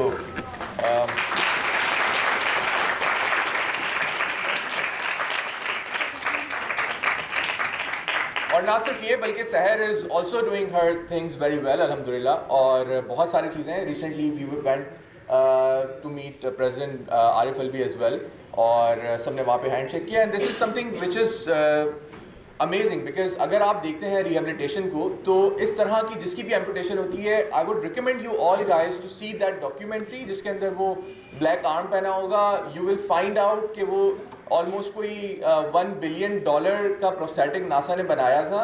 apart from that they had to go through the surgical procedure which is very expensive and heart breaking as well. और सहर के लिए कोई सर्जरी की रिक्वायरमेंट नहीं है। You just have to fit your prosthetic, train yourself, and then you can do a lot of your stuff. So this is something which is new globally. Usually इस तरह की amputation में आपको एक surgery करनी पड़ती है, और पाकिस्तान में हम लोग जो बना रहे हैं टेक्नोलॉजीज में आपको सर्जरी की रिक्वायरमेंट नहीं होती। But that is very important कि हम डॉक्टर्स के साथ काम करें, बिकॉज सहर का एक एक्सपीरियंस रहा है when she was in Karachi to get the prosthetic arms. तो इनकी जो है ना वो तबीयत ख़राब हो गई, एंड वी वर थिंकिंग कि शायद इनको डेंगू हो गया। So we have to take her to the hospitals. वहाँ पे ब्लड ड्रॉ आना था और चेक करना था कि क्या अदर टेस्ट क्या हैं, एवरीथिंग। सो आप लोगों को हैरानी होगी कि हम तकरीबन कोई 3-4 हॉस्पिटल्स गए और किसी को नहीं पता था कि फुट से ब्लड ड्रॉ कैसे करना है। And that was a very painful procedure for her, because जहाँ पे हम जाते थे दे वर लाइक सरप्राइज कि जी हम तो आर्म से हमने सीखा है कि ब्लड कहाँ से निकालना है, लेग का तो हमें पता ही नहीं है, फुट से हमें पता ही नहीं है. सो ये वाली चीज़ें भी that is very important and that is a part of your studies as well, because आप लोगों ने फ्यूचर डॉक्टर बनना है और बहुत सारे काम करने हैं. सो यू शुड नो के how these all things work properly. So rather than कि मैं ही सारा स्टेज आप लोगों से कम्युनिकेट करूँ, आई वुड लाइक सहर एंड देन फिर मुआज़ टू टेक ओवर. सहर प्लीज़.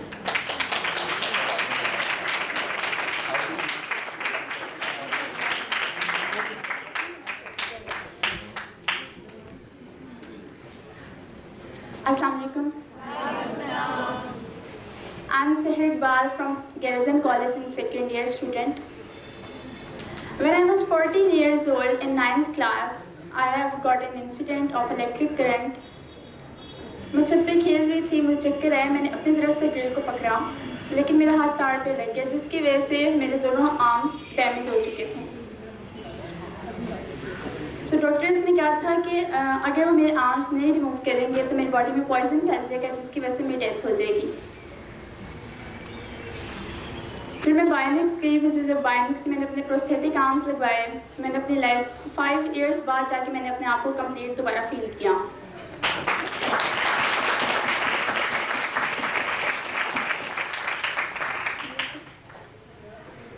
और मैं इसे इस तरह इस्तेमाल करती हूँ जिस तरह जब मैंने कोई काम करने का सोचना होता है, मैं इसको उसी तरह इस्तेमाल करती हूँ. जैसे मैंने पानी पीने का सोचा है कि मैं पानी पीना है, तो मैं उसी तरह जिस तरह आप पीते हैं, लेकिन आप लोग थोड़ा स्पीड में लेके आते हैं, मैं इसको आहिस्ता आहिस्ता ऊपर लेके आऊँगी और फिर मैं पानी को ग्रिप करके इससे पानी कैरी कर लूँ और फिर मैं पानी पीऊँगी. Thank you very much.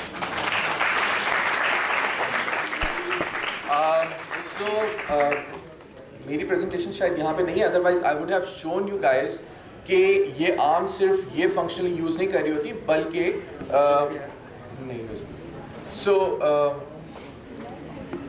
ये आर्म क्लाउड से कनेक्टेड होते हैं. लाइक कहीं पे भी सहर जा रही होती है, पूरी दुनिया में ट्रैवल करे, अगर कभी भी इसके आर्म में कोई भी इशू होगा, she can just connect her arm with her bluetooth app और बायोनिक्स की ऐप से कनेक्ट हो जाएंगी and we can calibrate it, remove all the errors. और इससे पहले ये चीज़ नहीं था, क्योंकि यूजली जो डिवाइसेस होती हैं, प्रोस्थेटिक डिवाइसेस होती हैं, उनका मेजर चैलेंज यही होता है कि पेशेंट को ऑल द वे ट्रैवल करके आपके पास आना होता है. सो ये हमने बैरियर रिमूव कर लिया है और हम लोग इस टेक्नोलॉजी को अब एक्सपोर्ट भी करना शुरू कर गए हैं. So this is something we want to create an impact in the world के हम पाकिस्तान से सिर्फ टेक्नोलॉजी मांगने नहीं जाते, बल्कि हम देने भी जाते हैं. So this is something which is remarkable for all of us, alhamdulillah, because we are all Pakistanis. And apart from that,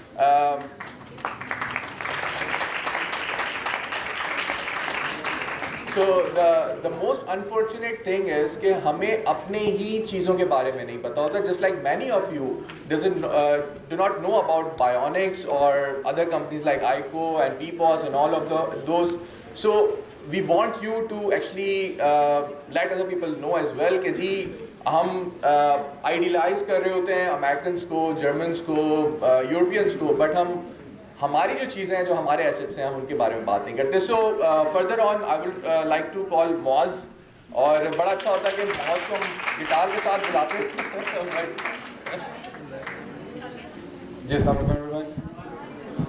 जी, नाम तो आपको पता लग गया होगा, मुआज़ ज़ाहिर, और प्रोफेशन भी बता दिया. बेसिकली मेरा बैकग्राउंड सॉफ्टवेयर इंजीनियरिंग से था और इलेक्ट्रोक्यूशन हुई थी मेरे साथ भी 2 साल पहले इन 2020, जब कोविड पीक पे था. हुआ कुछ ऐसे था कि फैसलाबाद में मुझे करंट लगा, वर्किंग के लिए गया हुआ था, लाइक फ्रीलांसिंग भी करता हूँ, साथ प्रोजेक्ट्स की वर्किंग भी कर रहा होता हूँ. तो वहाँ पे मेरे साथ इलेक्ट्रोक्यूशन हुई, करंट लगा फैसलाबाद में. मेरा केस उस तरीके से प्रोसीड नहीं हो सका क्योंकि कोविड था. अंडरस्टैंडिंग थी, ठीक है यार, नहीं हो रहा केस, कोई मसला नहीं है. लाहौर आते आते टाइम गुजर गया तो एक चीज़ पता लगी कि 6 घंटे के अंदर अंदर टाइम होता है. मतलब इस मामले में थोड़ा सा डॉक्टर मैं भी बन गया कि पता लगा कि 6 घंटे के अंदर अंदर अगर आप पहुंच जाते हैं हमारे पास तो हाथ बच सकता था. ओके फाइन, अब नहीं बच सकता तो क्या करने, काटना पड़ेगा. ठीक है.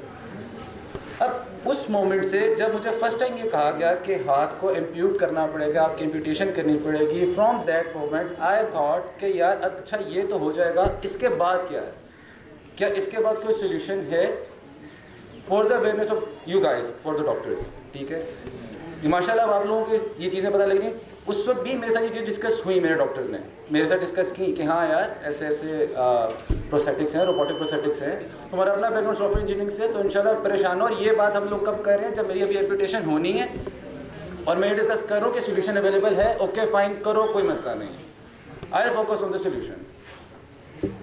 फाइन, हो गया, एम्पुटेशन हो गई। उसके बाद क्वेश्चन मार्क्स थे जो कि मेरे माइंड में अपने थे कि यार क्या करना है। मैं प्रीवियस ईयर किंग एडवर्ड में आया था 3 साल पहले 2019 में, तो यहाँ पे आपका म्यूज़िक इवेंट हुआ था जिसमें मैं जज था विद माई कुलीग, ठीक है। और आज मैं यहाँ पर हूँ कि मैं प्रेजेंट कर सकूँ एक ऐसी टेक्नोलॉजी जो कि पाकिस्तान के अंदर एक बहुत ही पॉजिटिव फेस क्रिएट करी है इन द वर्ल्ड। इवन पाकिस्तान से चीज़ वर्ल्ड वाइड जो है वो जा रही है, ठीक है। I am the first one in Pakistan who can play guitar with the बानेगा। I am the first one in Pakistan who can, I was the first one जो ड्राइव भी कर रहा था प्रोस्थेटिक आर्म के साथ, ठीक है। मेरी जॉब के ऊपर इशू इसलिए नहीं आया क्योंकि I was working on the solutions. मैं वर्किंग करता रहा, फाइन है, खासी टाइपिंग करनी है कर लेंगे, कोई मसला नहीं है, ड्राइव कर रहे हैं, गिटार प्ले करना है, सब हो जाएगा। सो द थिंग इज़ कि जब आप अपने सोल्यूशंस पे फोकस करेंगे, ओवरऑल आप लोगों को सोल्यूशंस मिलेंगे। प्रॉब्लम पे फोकस करेंगे, आप लोगों को सिर्फ प्रॉब्लम नज़र आएंगे और आप लोग कुछ नहीं कर सकेंगे। और मैं अपनी स्पीच इस चीज़ पे क्लोजिंग करना चाहूँगा कि हम लोग आईटी बेस्ड टेक्नोलॉजी वाइज जितने मर्जी आगे बढ़ जाएं, लेकिन आज भी जब हम बीमार होते हैं तो यही कहते हैं चलो डॉक्टर के पास चलें। Thank you.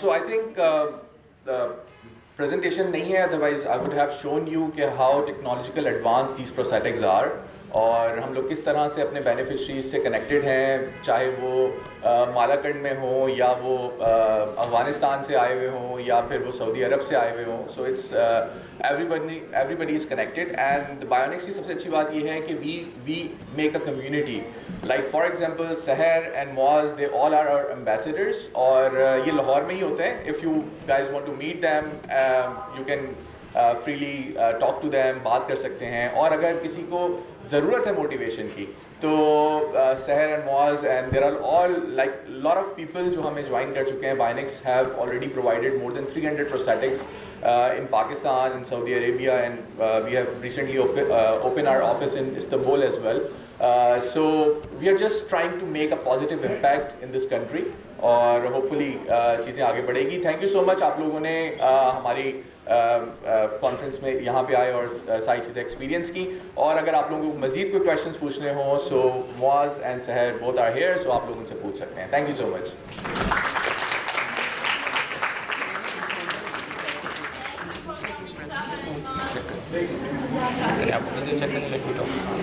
Thank you so much Anas, Moaz and Seher। ये चीज़ें I am not really sure कि आपने ये इस तरह पहले देखी हैं इस कॉन्सेप्ट के साथ कि अगर ऐसे पेशेंट्स मैनेज करने हो तो क्या करते हैं। ये कोई out of the box solution नहीं है। ये जैसे अनस ने कहा कि इसके लिए सिर्फ आपको ये पता होना चाहिए कि कौन सी जगह से क्या चीज़ सबसे अच्छी मिलती है। आपको पता है कि लाहौर में खाने वाली जगह कौन सी सबसे अच्छी है, तो आपको ये पता होना चाहिए कि बीइंग अ फिजिशियन इन आइको, ये it's one of other aspects of such technology और उसके फाउंडर मेंबर हैं आप। चले आप शुरू कीजिए। Thank you very much, sir. So this is Engineer Faiz Arbab and I am going to represent AICO. AICO stands for Ayub Yaqub Engineering Company Private Limited. So क्योंकि इस नाश्ते के बाद 10-11 बजे एक टाइम ऐसा होता है जब हमें गनूदी आने लग जाती है, तो मैं इस चीज़ को अपनी प्रेजेंटेशन को बड़ा शॉर्ट करूँगा और अपनी स्टोरी से स्टार्ट करूँगा कि आज से 10 साल पहले मेरी ग्रैंड मदर को एक पेल्विक बोन इंजरी होती है 2012 में। उसमें होता है कि उनकी पेल्विक बोन जो है वॉशरूम में स्लिप हो जाने की वजह से टूट जाती है और उनको एक ऐसी डिसेबिलिटी का सामना करना पड़ता है, यानी कि वो पेल्विक बोन बार बार जो है वो सर्जरीज़ के बाद भी इवन गुरकी से डिफरेंट इंस्टीट्यूट से डिफरेंट हॉस्पिटल से ट्रीटमेंट करवाते हैं, लेकिन वो एक जो है कम्प्लीटली अपनी जो बैक टू लाइफ नहीं आ सकती ना। So being an engineering student I decided to make her independent, क्योंकि वो एक ऐसी खातून थी जो कि एक गिलास पानी के लिए भी किसी को जहमत नहीं देती थी।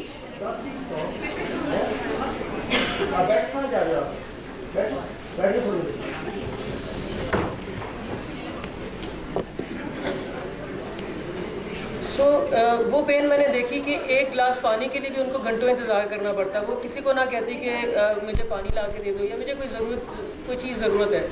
तो उस पेन को मैं फ़ील कर रहा था और being an engineering student I decided to make a wheelchair for her, जो कि उनको इंडिपेंडेंट बना सके। जब हमने मार्केट से देखा व्हील चेयर्स को ख़रीदा और देखा तो वो व्हील चेयर्स जो थी वो उनको कम्प्लीटली इंडिपेंडेंट नहीं बना सकती थी, वो उन व्हील चेयर्स के साथ इंडिपेंडेंट नहीं थी। और उन व्हील चेयर्स को इस्तेमाल करने के बाद अगर कोई प्रॉब्लम आ जाती व्हील चेयर में तो हमारे पास पाकिस्तान में कोई सोल्यूशन नहीं था कि वो व्हील चेयर्स कहाँ से रिपेयर की जा सकती है। I am talking specifically about electronic wheel chairs.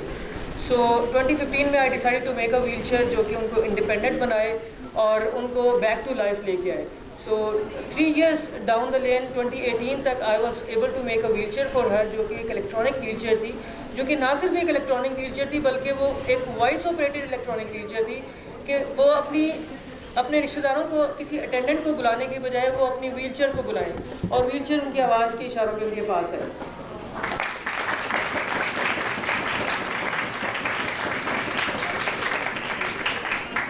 ताकि वो उस व्हील चेयर को यूज़ करके अपनी लाइफ को दोबारा से जी सकें, दोबारा से इंजॉय कर सकें, दोबारा से वो अपनी काम कर सकें। एटलीस्ट एन्जॉयमेंट तो बहुत दूर की बात है, अपने काम ज़रूरी कर सकें। सो 2018 में I was able to register a company, private limited company register करवाई और इस चीज़ को हम एक बड़े स्केल के ऊपर लेके आए। आफ्टर रियलाइजिंग दैट कि ये प्रॉब्लम जो मेरी ग्रैंड मदर के साथ है ये कमोबेश हर घर में है। बहुत सारे लोगों को हमारे बुज़ुर्ग जो हैं वो मुझे कहना तो नहीं चाहिए लेकिन एक वर्ड है क्रिपल्ड, वो डिसेबल हो जाते हैं। उनको डिसेबिलिटी के बाद उनको एक बेड तक, एक कमरे तक महदूद कर दिया जाता है। ऐसा ही है ना, एक कमरे तक महदूद कर दिया जाता है, उनकी ज़रूरत की हर चीज़ उनको पहुंचा दी जाती है, लेकिन उनको कहा जाता है कि आप इस बेड पे रहेंगे, ये आपका जो है ना ये कैद खाना है, इसमें से आप निकल नहीं सकते। क्यों? क्योंकि हमारे पास वो टूल्स नहीं है, हमारे पास वो मॉडलिटीज़ नहीं है, हमारे पास वो टेक्नोलॉजी नहीं है जिसकी बदौलत हम उनको बाहर ला सकें। राइट? सो पाकिस्तान के अंदर अब देखें, अगर मैं बात करूँ डिसेबिलिटी की तो डिसेबिलिटी तो हम सब में है। अगर मैंने यहाँ तक आना है और मेरे पास कार नहीं है या मेरे पास व्हीकल नहीं है तो मैं नहीं हो सकता, आई एम डिसेबल्ड। अगर मुझे वहाँ टॉप पे जाना है और ये स्टेयर्स नहीं है तो आई कांट गो अप, ये एक डिसेबिलिटी है। सो इस डिसेबिलिटी को कैसे हम कैटर करते हैं? हम वहाँ पे उनको फैसिलिटेट करते हैं, हम सहूलियात देते हैं और हमारी डिसेबिलिटी ख़त्म हो जाती है। सो इसी तरह अगर हम इन लोगों को जो हैंडीकैप्ड हैं उनको वो प्रॉपर टूल्स दे दें, वो प्रॉपर मशीन्स दे दें, या जिस तरह अभी बायोनिक्स एक एम्पुटेशन हुई है वो एक पूरा एक प्रॉपर सोल्यूशन है, अगर वो मिल जाता है तो you are back to life. आप अपनी लाइफ को कंटिन्यू कर रहे हैं, आप अपनी प्रोफेशनल लाइफ को कंटिन्यू कर रहे हैं। So having said that, when I realise that this problem is so big and so huge कि ये प्रॉब्लम सिर्फ पाकिस्तान में नहीं दुनिया में है। सो प्रॉब्लम की बात करें तो दुनिया में वर्ल्ड हेल्थ ऑर्गेनाइजेशन के मुताबिक there are 15% of the total population who is facing some sort of disabilities. क्या किसी को आइडिया है कि दुनिया की आबादी कितनी है? Any rough estimate? 8 billion. So 8 billion का 15% कितना होता है? Around 1.2 billion. 1.2 billion people in the world have some sort of disabilities. अब वो डिसेबिलिटी किस किस्म की है? वो कॉग्निटिव हो सकती है, हेयरिंग इम्पेयरमेंट हो सकती है, हैंडीकैप्ड हो सकते हैं, न्यूरोलॉजिकल डिसऑर्डर्स हो सकते हैं, डिफरेंट काइंड्स हैं। सो दैट स्पेसिफिकली अगर हम पाकिस्तान की बात करें तो पाकिस्तान की आबादी आपको पता है, और उस आबादी का 27 मिलियन जो है वो उस आबादी में से हम लोग डिसेबल्ड हैं। 27 मिलियन पीपल आर डिसेबल्ड और उस बैठा होता है और वो कुछ कर नहीं सकता, उसको एक अटेंडेंट धक्का लगा के लेके जा रहा होता है। अभी आपने देखा मेरे कोलीग जो है यहाँ से व्हीलचेयर चला के वहाँ लेके गए, क्या इसको किसी ने धक्का लगाया था? नहीं, तो इंडिपेंडेंट थे ना वो। सो इस सोल्यूशन को ले जाते हुए हमने एक ग्लोबल कॉज को देखा और we then started making a wheelchair, और इस व्हीलचेयर के कॉज को हमने एक्सपैंड किया। एक कंपनी बनाई, प्राइवेट लिमिटेड कंपनी रजिस्टर करवाई, और फिर आहिस्ता टीम बिल्ड करते करते हम एक ऐसी स्टेज पे गए जहाँ पे we were able to make sophisticated electric wheelchairs. जैसे अभी ब्रिगेडियर आमिर थे, arm forces institute of rehabilitative medicine को, CMH हॉस्पिटल्स को, डिफरेंट NGOs को we were able to provide electronic wheelchairs. आज तक हमने 1500 इलेक्ट्रिक व्हीलचेयर जो हैं दे के पाकिस्तान के लोगों को इंडिपेंडेंट किया है। जस्ट एक शॉर्ट सी डॉक्यूमेंट्री है, मैं चाहूँगा कि वो आप देखें और आइडिया लगाएं कि किस स्केल के ऊपर हम काम कर रहे हैं। सब इजाद की बात है, ये आपने सुना होगा, लेकिन कैसे? इसका अगली मुजाहिरा देखने में हम पाकिस्तान के लिए खबर है। पाकिस्तान दुनिया में कुछ किस्म ममालिक में से एक है जिसकी यूथ पॉपुलेशन तकरीबन 60% से ज़ायद पर मुश्तमिल है।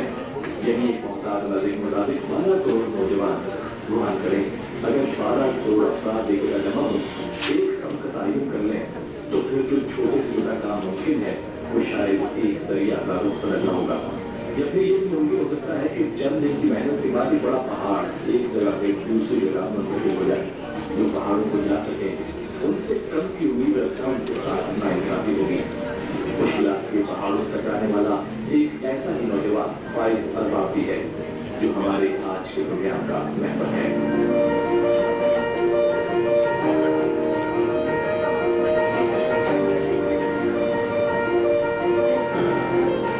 फाइज अरबाब एक ऐसा नौजवान है जिसने अपने ख्याल को तखय्युल की दुनिया से हकीकत की दुनिया में ला खड़ा किया है और फाइज ने वो कुछ तख्लीक कर दिया है जिसे तख्लीक की दुनिया में एक नया कदम कह सकते हैं। तसव्वुर करें एक ऐसी चीज़ के बारे में जो आपकी बात करती हो और जैसा आप उसको हुक्म दें वो अमल भी करती हो, यानी दुनिया की पहली वॉइस कंट्रोल व्हीलचेयर। आइए एक नजर डालते हैं तसव्वुर से तस्वीर तक के इस सफर पर। इंजीनियरिंग के तालिब इल्म फाइज अरबाब की ख्याल तब और क्यों आए और उसके मौजूद लाखों करोड़ नौजवान अक्सर बेशतर मुख्तलिफ शोबों में आगे बढ़ने और कुछ अलग करने का सोचते हैं, लेकिन फाइज ने व्हीलचेयर बनाना उठाया। बस मदद से व्हीलचेयर मौजूद है, फिर ऐसे में फाइज को व्हीलचेयर का ख्याल ही क्यों आया? इस हवाले से बताते हुए फाइज कहता है जो कि पहले की वजह से उनको व्हीलचेयर डिपेंडेंट होना पड़ा, तो एज ए इंजीनियरिंग सोचा था कि इसको क्या अल्टरनेट सोल्यूशन दे सकते हैं और जब उनके व्हीलचेयर परचेज कर रहे हैं तो पता चला कि बाकी की जितने भी व्हीलचेयर हैं वो या तो नॉर्मल व्हीलचेयर है और इलेक्ट्रिक व्हीलचेयर का ऑप्शन देते हैं। तो इलेक्ट्रिक व्हीलचेयर जो है वो होगी और दूसरी बात ये कि अगर व्हीलचेयर को बिल्कुल खराबी आ जाती है 2 लाख की चीज़ खरीदने के बाद, तो उसके बाद फिर उस पर आपको से इजाद की बात है ये आपने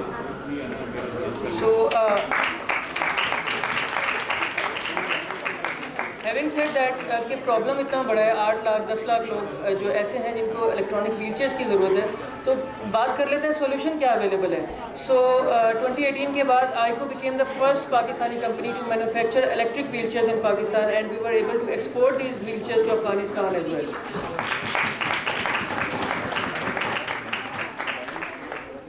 हमारा सोल्यूशन गोभी इलेक्ट्रिक व्हीलचेयर, उसकी खसूसियात ये हैं कि it can handle a weight of 120 kg। 120 kilo का बंदा इसके ऊपर आराम से बैठ के इसको मैन्यूवर कर सकता है, स्लॉप्स के ऊपर जा सकता है, अपनी लाइफ को इजीली एंजॉय कर सकता है। This has voice enabled feature, this can also be controlled with voice function. आप अपने मोबाइल फ़ोन के ज़रिए एक ऐप के ज़रिए अपनी व्हीलचेयर को अपने पास बुला सकते हैं। व्हीलचेयर कहीं दूर खड़ी है तो उसको मैन्यूवर कर सकते हैं। इवन ऐसे लोग जिनके बाजू भी नहीं है और अपनी व्हीलचेयर को कंट्रोल नहीं कर सकते, सो अपनी वॉइस के ज़रिए अपनी व्हीलचेयर को ऑपरेट कर सकते हैं। And this wheelchair is foldable as well, you can carry it in a car. अभी ये आते हुए गाड़ी के अंदर एक व्हीलचेयर आई है, इसके लिए कोई ट्रक नहीं करवाना पड़ा हमें।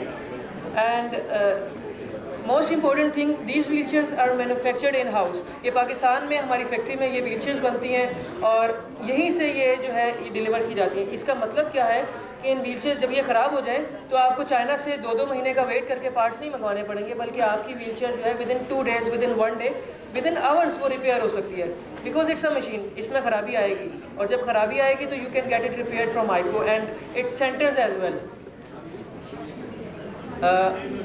आई थिंक अब मैं अमाज से चाहूँगा कि वो इसका सोशल एस्पेक्ट आप लोगों से शेयर करें कि कैसे इस कोर्स को हम लेके चल रहे हैं और what we have been doing since 3 years। So costing के लिए एक्चुअली नेक्स्ट स्लाइड थी, so I can share the costing as well. गोभी 1.0 जो इस वक्त आपके सामने है, this is the cheapest electric wheelchair available in market, जो कि 100,000 की है। 1 लाख की ये व्हीलचेयर अवेलेबल है। ये व्हीलचेयर अपने चाइनीज़ काउंटर पार्ट से, यानी जो चाइनीज़ इंपोर्टेड व्हीलचेयर आती हैं दैट स्टार्ट्स फ्रॉम 160,000 और फिर ये 3 लाख तक 4 लाख तक ये व्हीलचेयर्स जाती हैं। But we have other models as well, जिसमें ज़्यादा इन्हांस कैपेबिलिटीज़ के साथ गोभी 1.1 है, दैट आप उस पर लेट सकते हैं। डिफरेंट किस्म की डिसेबिलिटीज़ के साथ डिफरेंट किस्म की व्हीलचेयर्स हम इंट्रोड्यूस करवा चुके हैं। कमिंग फॉरवर्ड नेक्स्ट इज़ गोभी 2.0, जो कि एक ऐसा मॉडल है जो कि हम आईको के प्लेटफॉर्म से एक्सपोर्ट करते हैं। That is that costs you 200,000 rupees. So over to you, Amaz. अस्सलाम वालेकुम जी, मेरा नाम अमाज है। सो बेसिकली हम यहाँ पे एक डॉक्टर्स की गैदरिंग है, तो के करीब था और उसको डॉक्टर ने ट्रीट किया एंड देन वो रिकवर हुआ। उसने मुझे बताया कि यार वाकई डॉक्टर जो है ना वो एक मसीहा ही हैं। और उस दिन मैंने सोचा कि यार हम लोग मसीहा कैसे बन सकते हैं। तो मसीहा बनने की चाह उस दिन पैदा हुई कि यार हमें भी कुछ ऐसा करना चाहिए जो डॉक्टर जिस तरह लोगों की लाइफ सेव करते हैं, तो हम ह्यूमैनिटी के लिए क्या कर सकते हैं। सो फाइल्स के साथ एक प्लेटफॉर्म था, मुझे हमेशा से फ्रेंड्स थे हम लोग, और हम लोगों ने फाइल्स का एक आइडिया था व्हीलचेयर्स पे। सो बेसिकली हम लोग सोचते थे कि व्हीलचेयर्स को क्या कर सकते हैं। व्हीलचेयर्स तो मिलती है मार्केट में भी और आउट ऑफ कंट्री से आती है पाकिस्तान में। सो हम इसमें क्या ऐसा कर सकते हैं। सो हम लोगों ने सोचा कि इसके अंदर कुछ तो रेवोल्यूशनरी करना चाहिए। सो पहला स्टेप तो हमने कर लिया कि इसे वॉइस कंट्रोल कर लिया, मोबाइल फ़ोन से चला लिया, ये तो एक्स्ट्रा फीचर्स हो गए। लेकिन इसको पाकिस्तान के अंदर हम लोग इंट्रोड्यूस कैसे करें कि ये लोगों की रेंज में आए। सो बेसिक हमारी व्हीलचेयर के जो फाइल ने फीचर नहीं बताया, जो सबसे इम्पोर्टेंट है वो ये है कि जब एक यूज़र कस्टमाइज्ड व्हीलचेयर चाहता है, उसकी नीड्स डिफरेंट है, उसकी रिक्वायरमेंट्स डिफरेंट हैं, तो हम लोग उसकी नीड्स और अकॉर्डिंग्स के मुताबिक व्हीलचेयर्स बनाते हैं। और पाकिस्तान में इसी चीज़ की सबसे ज़्यादा ज़रूरत है, क्योंकि डिसेबल जब पर्सन हो जाता है और उसको उसकी रिक्वायरमेंट के अकॉर्डिंग चीज़ नहीं मिलती तो वो उसमें एडजस्ट नहीं कर पाता। सो हमारा जो सबसे बड़ा प्लस पॉइंट है वो ये है कि हम लोग according to the needs wheelchairs बनाते हैं। और नंबर 2 ये कि पाकिस्तान में अफोर्डेबिलिटी का बहुत बड़ा इशू है, बहुत सारे लोग व्हीलचेयर्स को अफोर्ड ही नहीं कर सकते, इलेक्ट्रिक व्हीलचेयर्स को स्पेशली। सो हम लोग इसे सोशल कोज में एज ए डोनेट भी करते हैं, और उसके लिए हम लोग कलेक्शंस करते हैं फ्रेंड्स फैमिली से, डिफरेंट कम्युनिटीज़ से। सो हम लोग उनको उनकी फैमिलीज़ को फ्री ऑफ कॉस्ट व्हीलचेयर्स देते हैं। सो इसके उनकी लाइफ जो है टोटली इंडिपेंडेंट होती है। Thank you so much. Wheelchairs और आइको के बारे में अगर आपको मज़ीद इन्फॉर्मेशन चाहिए हो तो लाइब्रेरी हॉल के बाहर हमारे रिप्रेजेंटेटिव्स अवेलेबल हैं, वहाँ पे सारा लिटरेचर अवेलेबल है, मॉडल्स अवेलेबल हैं। You can go there and just have a chat with them और आप सीख सकते हैं। अगर आपकी फैमिली में या आपके इर्द गिर्द कोई ऐसा बंदा है जिसको इन मशीन्स की या इन चीज़ों की ज़रूरत है, you can visit them and वो आपके साथ पूरा जो है वो डिटेल्स शेयर करेंगे। बहुत शुक्रिया, thank you so much, wonderful audience, thank you so much. In final year of his FCPS.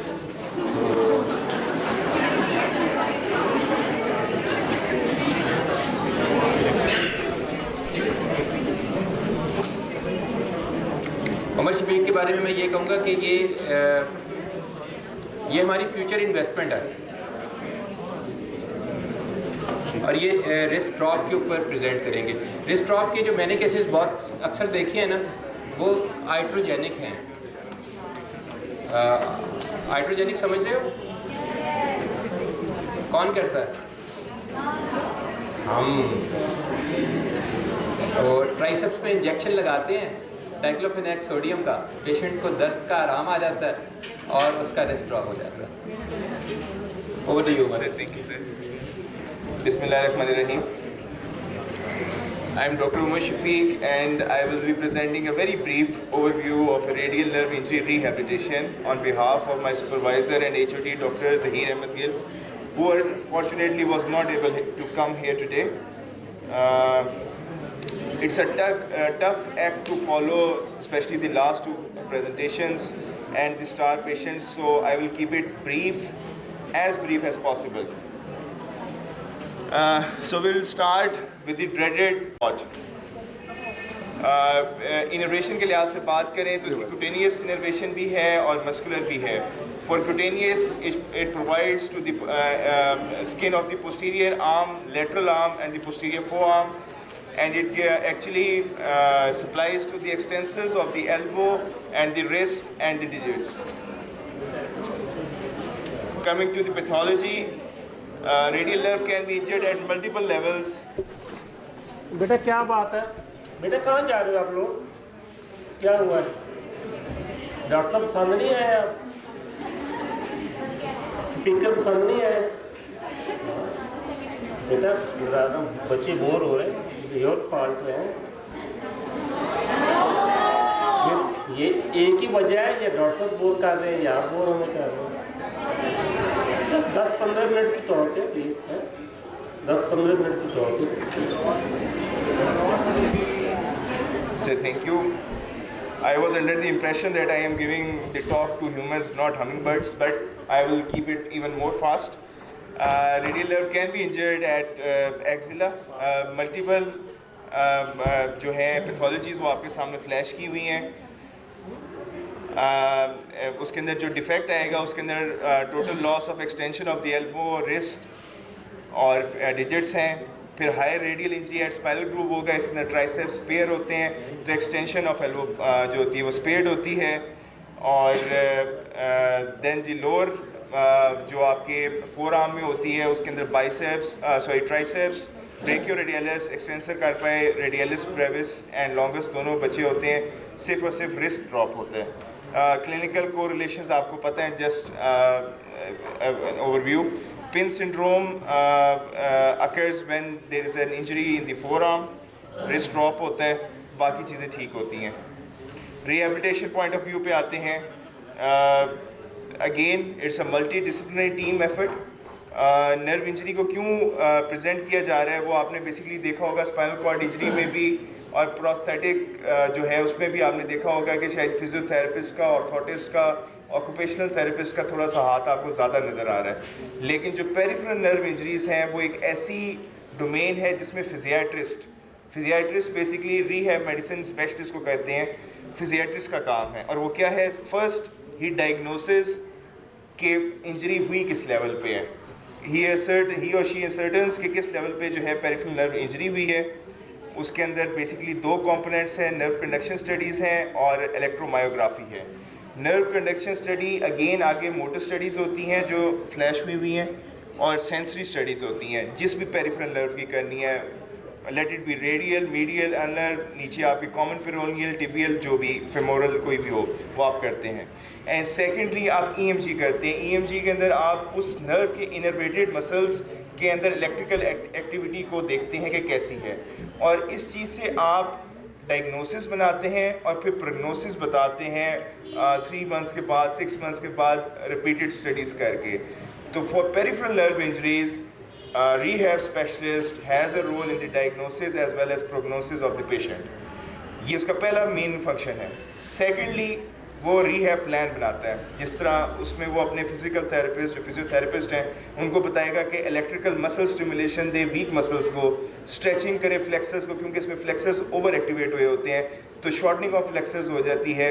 और उसके बाद अगर आप उसको रेंज उसकी मेंटेन ना करें, स्ट्रेचिंग ना करें, तो एक कंट्रैक्शन डेवलप होने का खदशा होता है। सेकेंडली जब अच्छी पावर आपकी आनी, एंटी ग्रेविटी पावर आनी शुरू होती है तो आप फंक्शनल इलेक्ट्रिकल स्टिमुलेशन से फंक्शनली ओरिएंटेड काम करवाते हैं। जैसे इसमें वीडियो तो नहीं है लेकिन ये पानी का ग्लास उठाना चाह रहा है पेशेंट। फिर आपके ऑर्थोसिस हैं जिसके अंदर स्टैटिक भी हो सकते हैं, डायनामिक भी हो सकते हैं। Static is just there to maintain the anatomical stability of the joint, और उसके बाद जो डायनेमिक हैं वो काम करने में, एक्सरसाइज करने में पेशेंट पहन सकता है। Surgery is for refractory cases, उसमें टेंडन ट्रांसफ़र भी होता है। Pronated teres to extensor carpi radialis brevis is the most common one. In the end, I would like to focus the attention of the audience towards WHO 2030 Rehabilitation Initiative, according to which rehabilitation medicine will become an integral part of the healthcare system. I would not only encourage and welcome my younger colleagues to this specialty, I would request the people at the helm of the affairs in medical hierarchy to support and promote physical medicine and rehabilitation.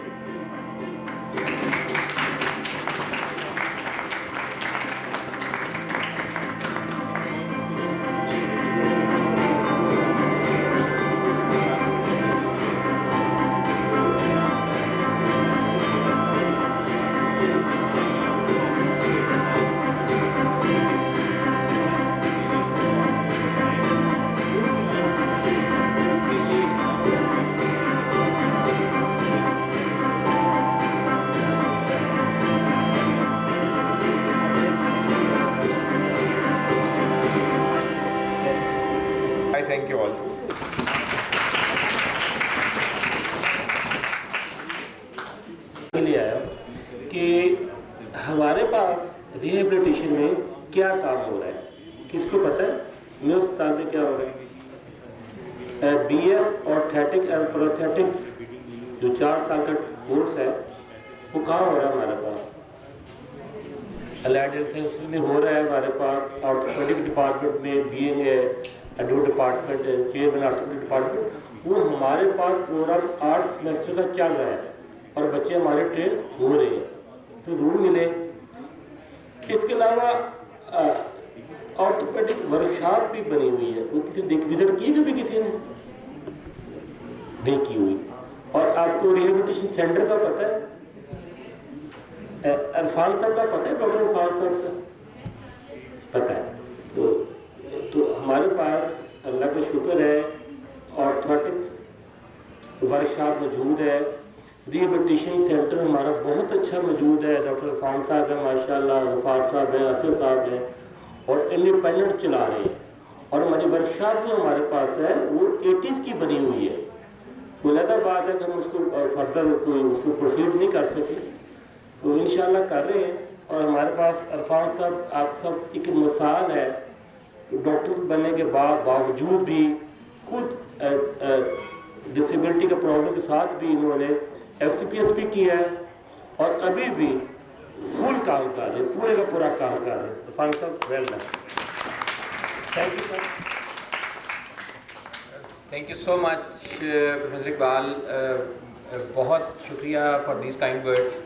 और उमर शफीक जैसे बात कर रहा था कि ये जो presentation जो WHO का जो है 2030, ये बेसिकली जो उन लोगों को एड्रेस्ड है जो ऊपर सीनियर लोग हैं, क्योंकि आगे उन्होंने इन्वेस्ट करना है, इस तरफ लोगों को लेके आना है।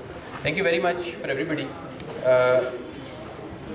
थोड़ा सा मेरा ख्याल है थोड़ी सी इंट्रोडक्शन आपको इस सब्जेक्ट और इसके काम से रिलेटेड हुई होगी। जो आपका जो सेंटर जिससे प्रोफेसर इकबाल बात कर रहे थे, इसकी ऑर्थोटिक वर्कशॉप की ऑर्थोटिक प्रोस्थेटिक वर्कशॉप जो है आपकी ऑर्थोपेडिक वर्कशॉप जिसे कहते हैं, मुझे पता है कि जो मुश्किल तरीन केसेस भी होते थे वो भी हम यहाँ रेफ़र करते थे। और ख़ास तौर पे अफोर्डेबिलिटी इशू जब आता है पेशेंट्स का, तो फिर हम मे हॉस्पिटल की तरफ देखते हैं। और ये सिर्फ रिहैब मेडिसिन के रेफरेंस से नहीं है, आई से orthopaedic surgery, general surgery, general medicine, other specialities, उन सब में जब हमें कहीं फंस जाते हैं तो फिर वो मे हॉस्पिटल की तरफ देखते हैं। तो you are so lucky to be part of this hospital, part of this institution. जब यहाँ से आप जाएंगे तो इसकी ज़्यादा कदर होगी। That's what we do. Thank you very much. Sir हम सर्टिफिकेट्स मेरा ख्याल है जो पार्टिसिपेंट्स हैं, बल्कि आप मेरे साथ आएंगे सर प्लीज़। वो अनस साहब बैठे हैं, अनस साहब थोड़ी सी एक मैंने रिक्वेस्ट करें कि आपके जो हाथ हैं बड़े अच्छे हैं, एक जैसे ही है, फीमेल में और मेल में फ़र्क नहीं है कि फीमेल के नेल पॉलिश होनी चाहिए थोड़ी सी है, कोई रिंग शिंग होने का आपने नोट किया? बच्चे नोट किया आपने? नोट किया? एक जैसे ये दोनों के, फीमेल के और मेल के, है ना? बुरा लगा मुझे नहीं बुरा लगा, मुझे बुरा लगा कि उसमें नेल पॉलिश होनी चाहिए कि और कोई रिंग शिंग वगैरह होनी चाहिए कि हमें नजर आया, मैं नेल पॉलिश नजर आई, प्लीज कुछ करें थोड़ा सा। Very nice observation. अनस, अगर आप स्टेज पे आएंगे।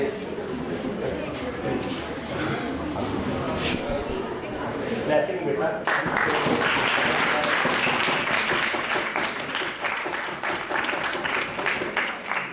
Thank you sir. Liaquat please तशरीफ लाइए।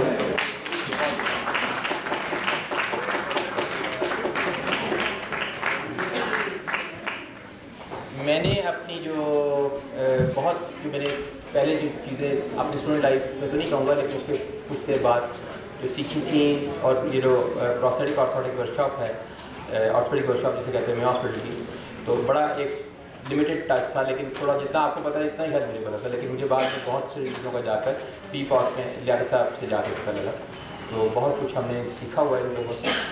Thank you very much. Umar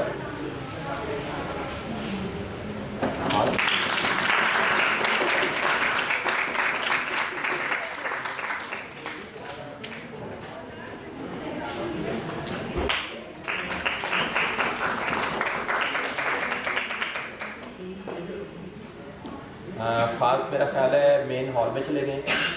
we have perhaps वो जो हमारे पास लम्स से मास थे वो उनका वो वहाँ पे गिटार के ऊपर एक प्रेजेंटेशन देंगे, लाइव प्रेजेंटेशन। तो let's call it a day as far as this section is concerned. Thank you very much. Thank you so much.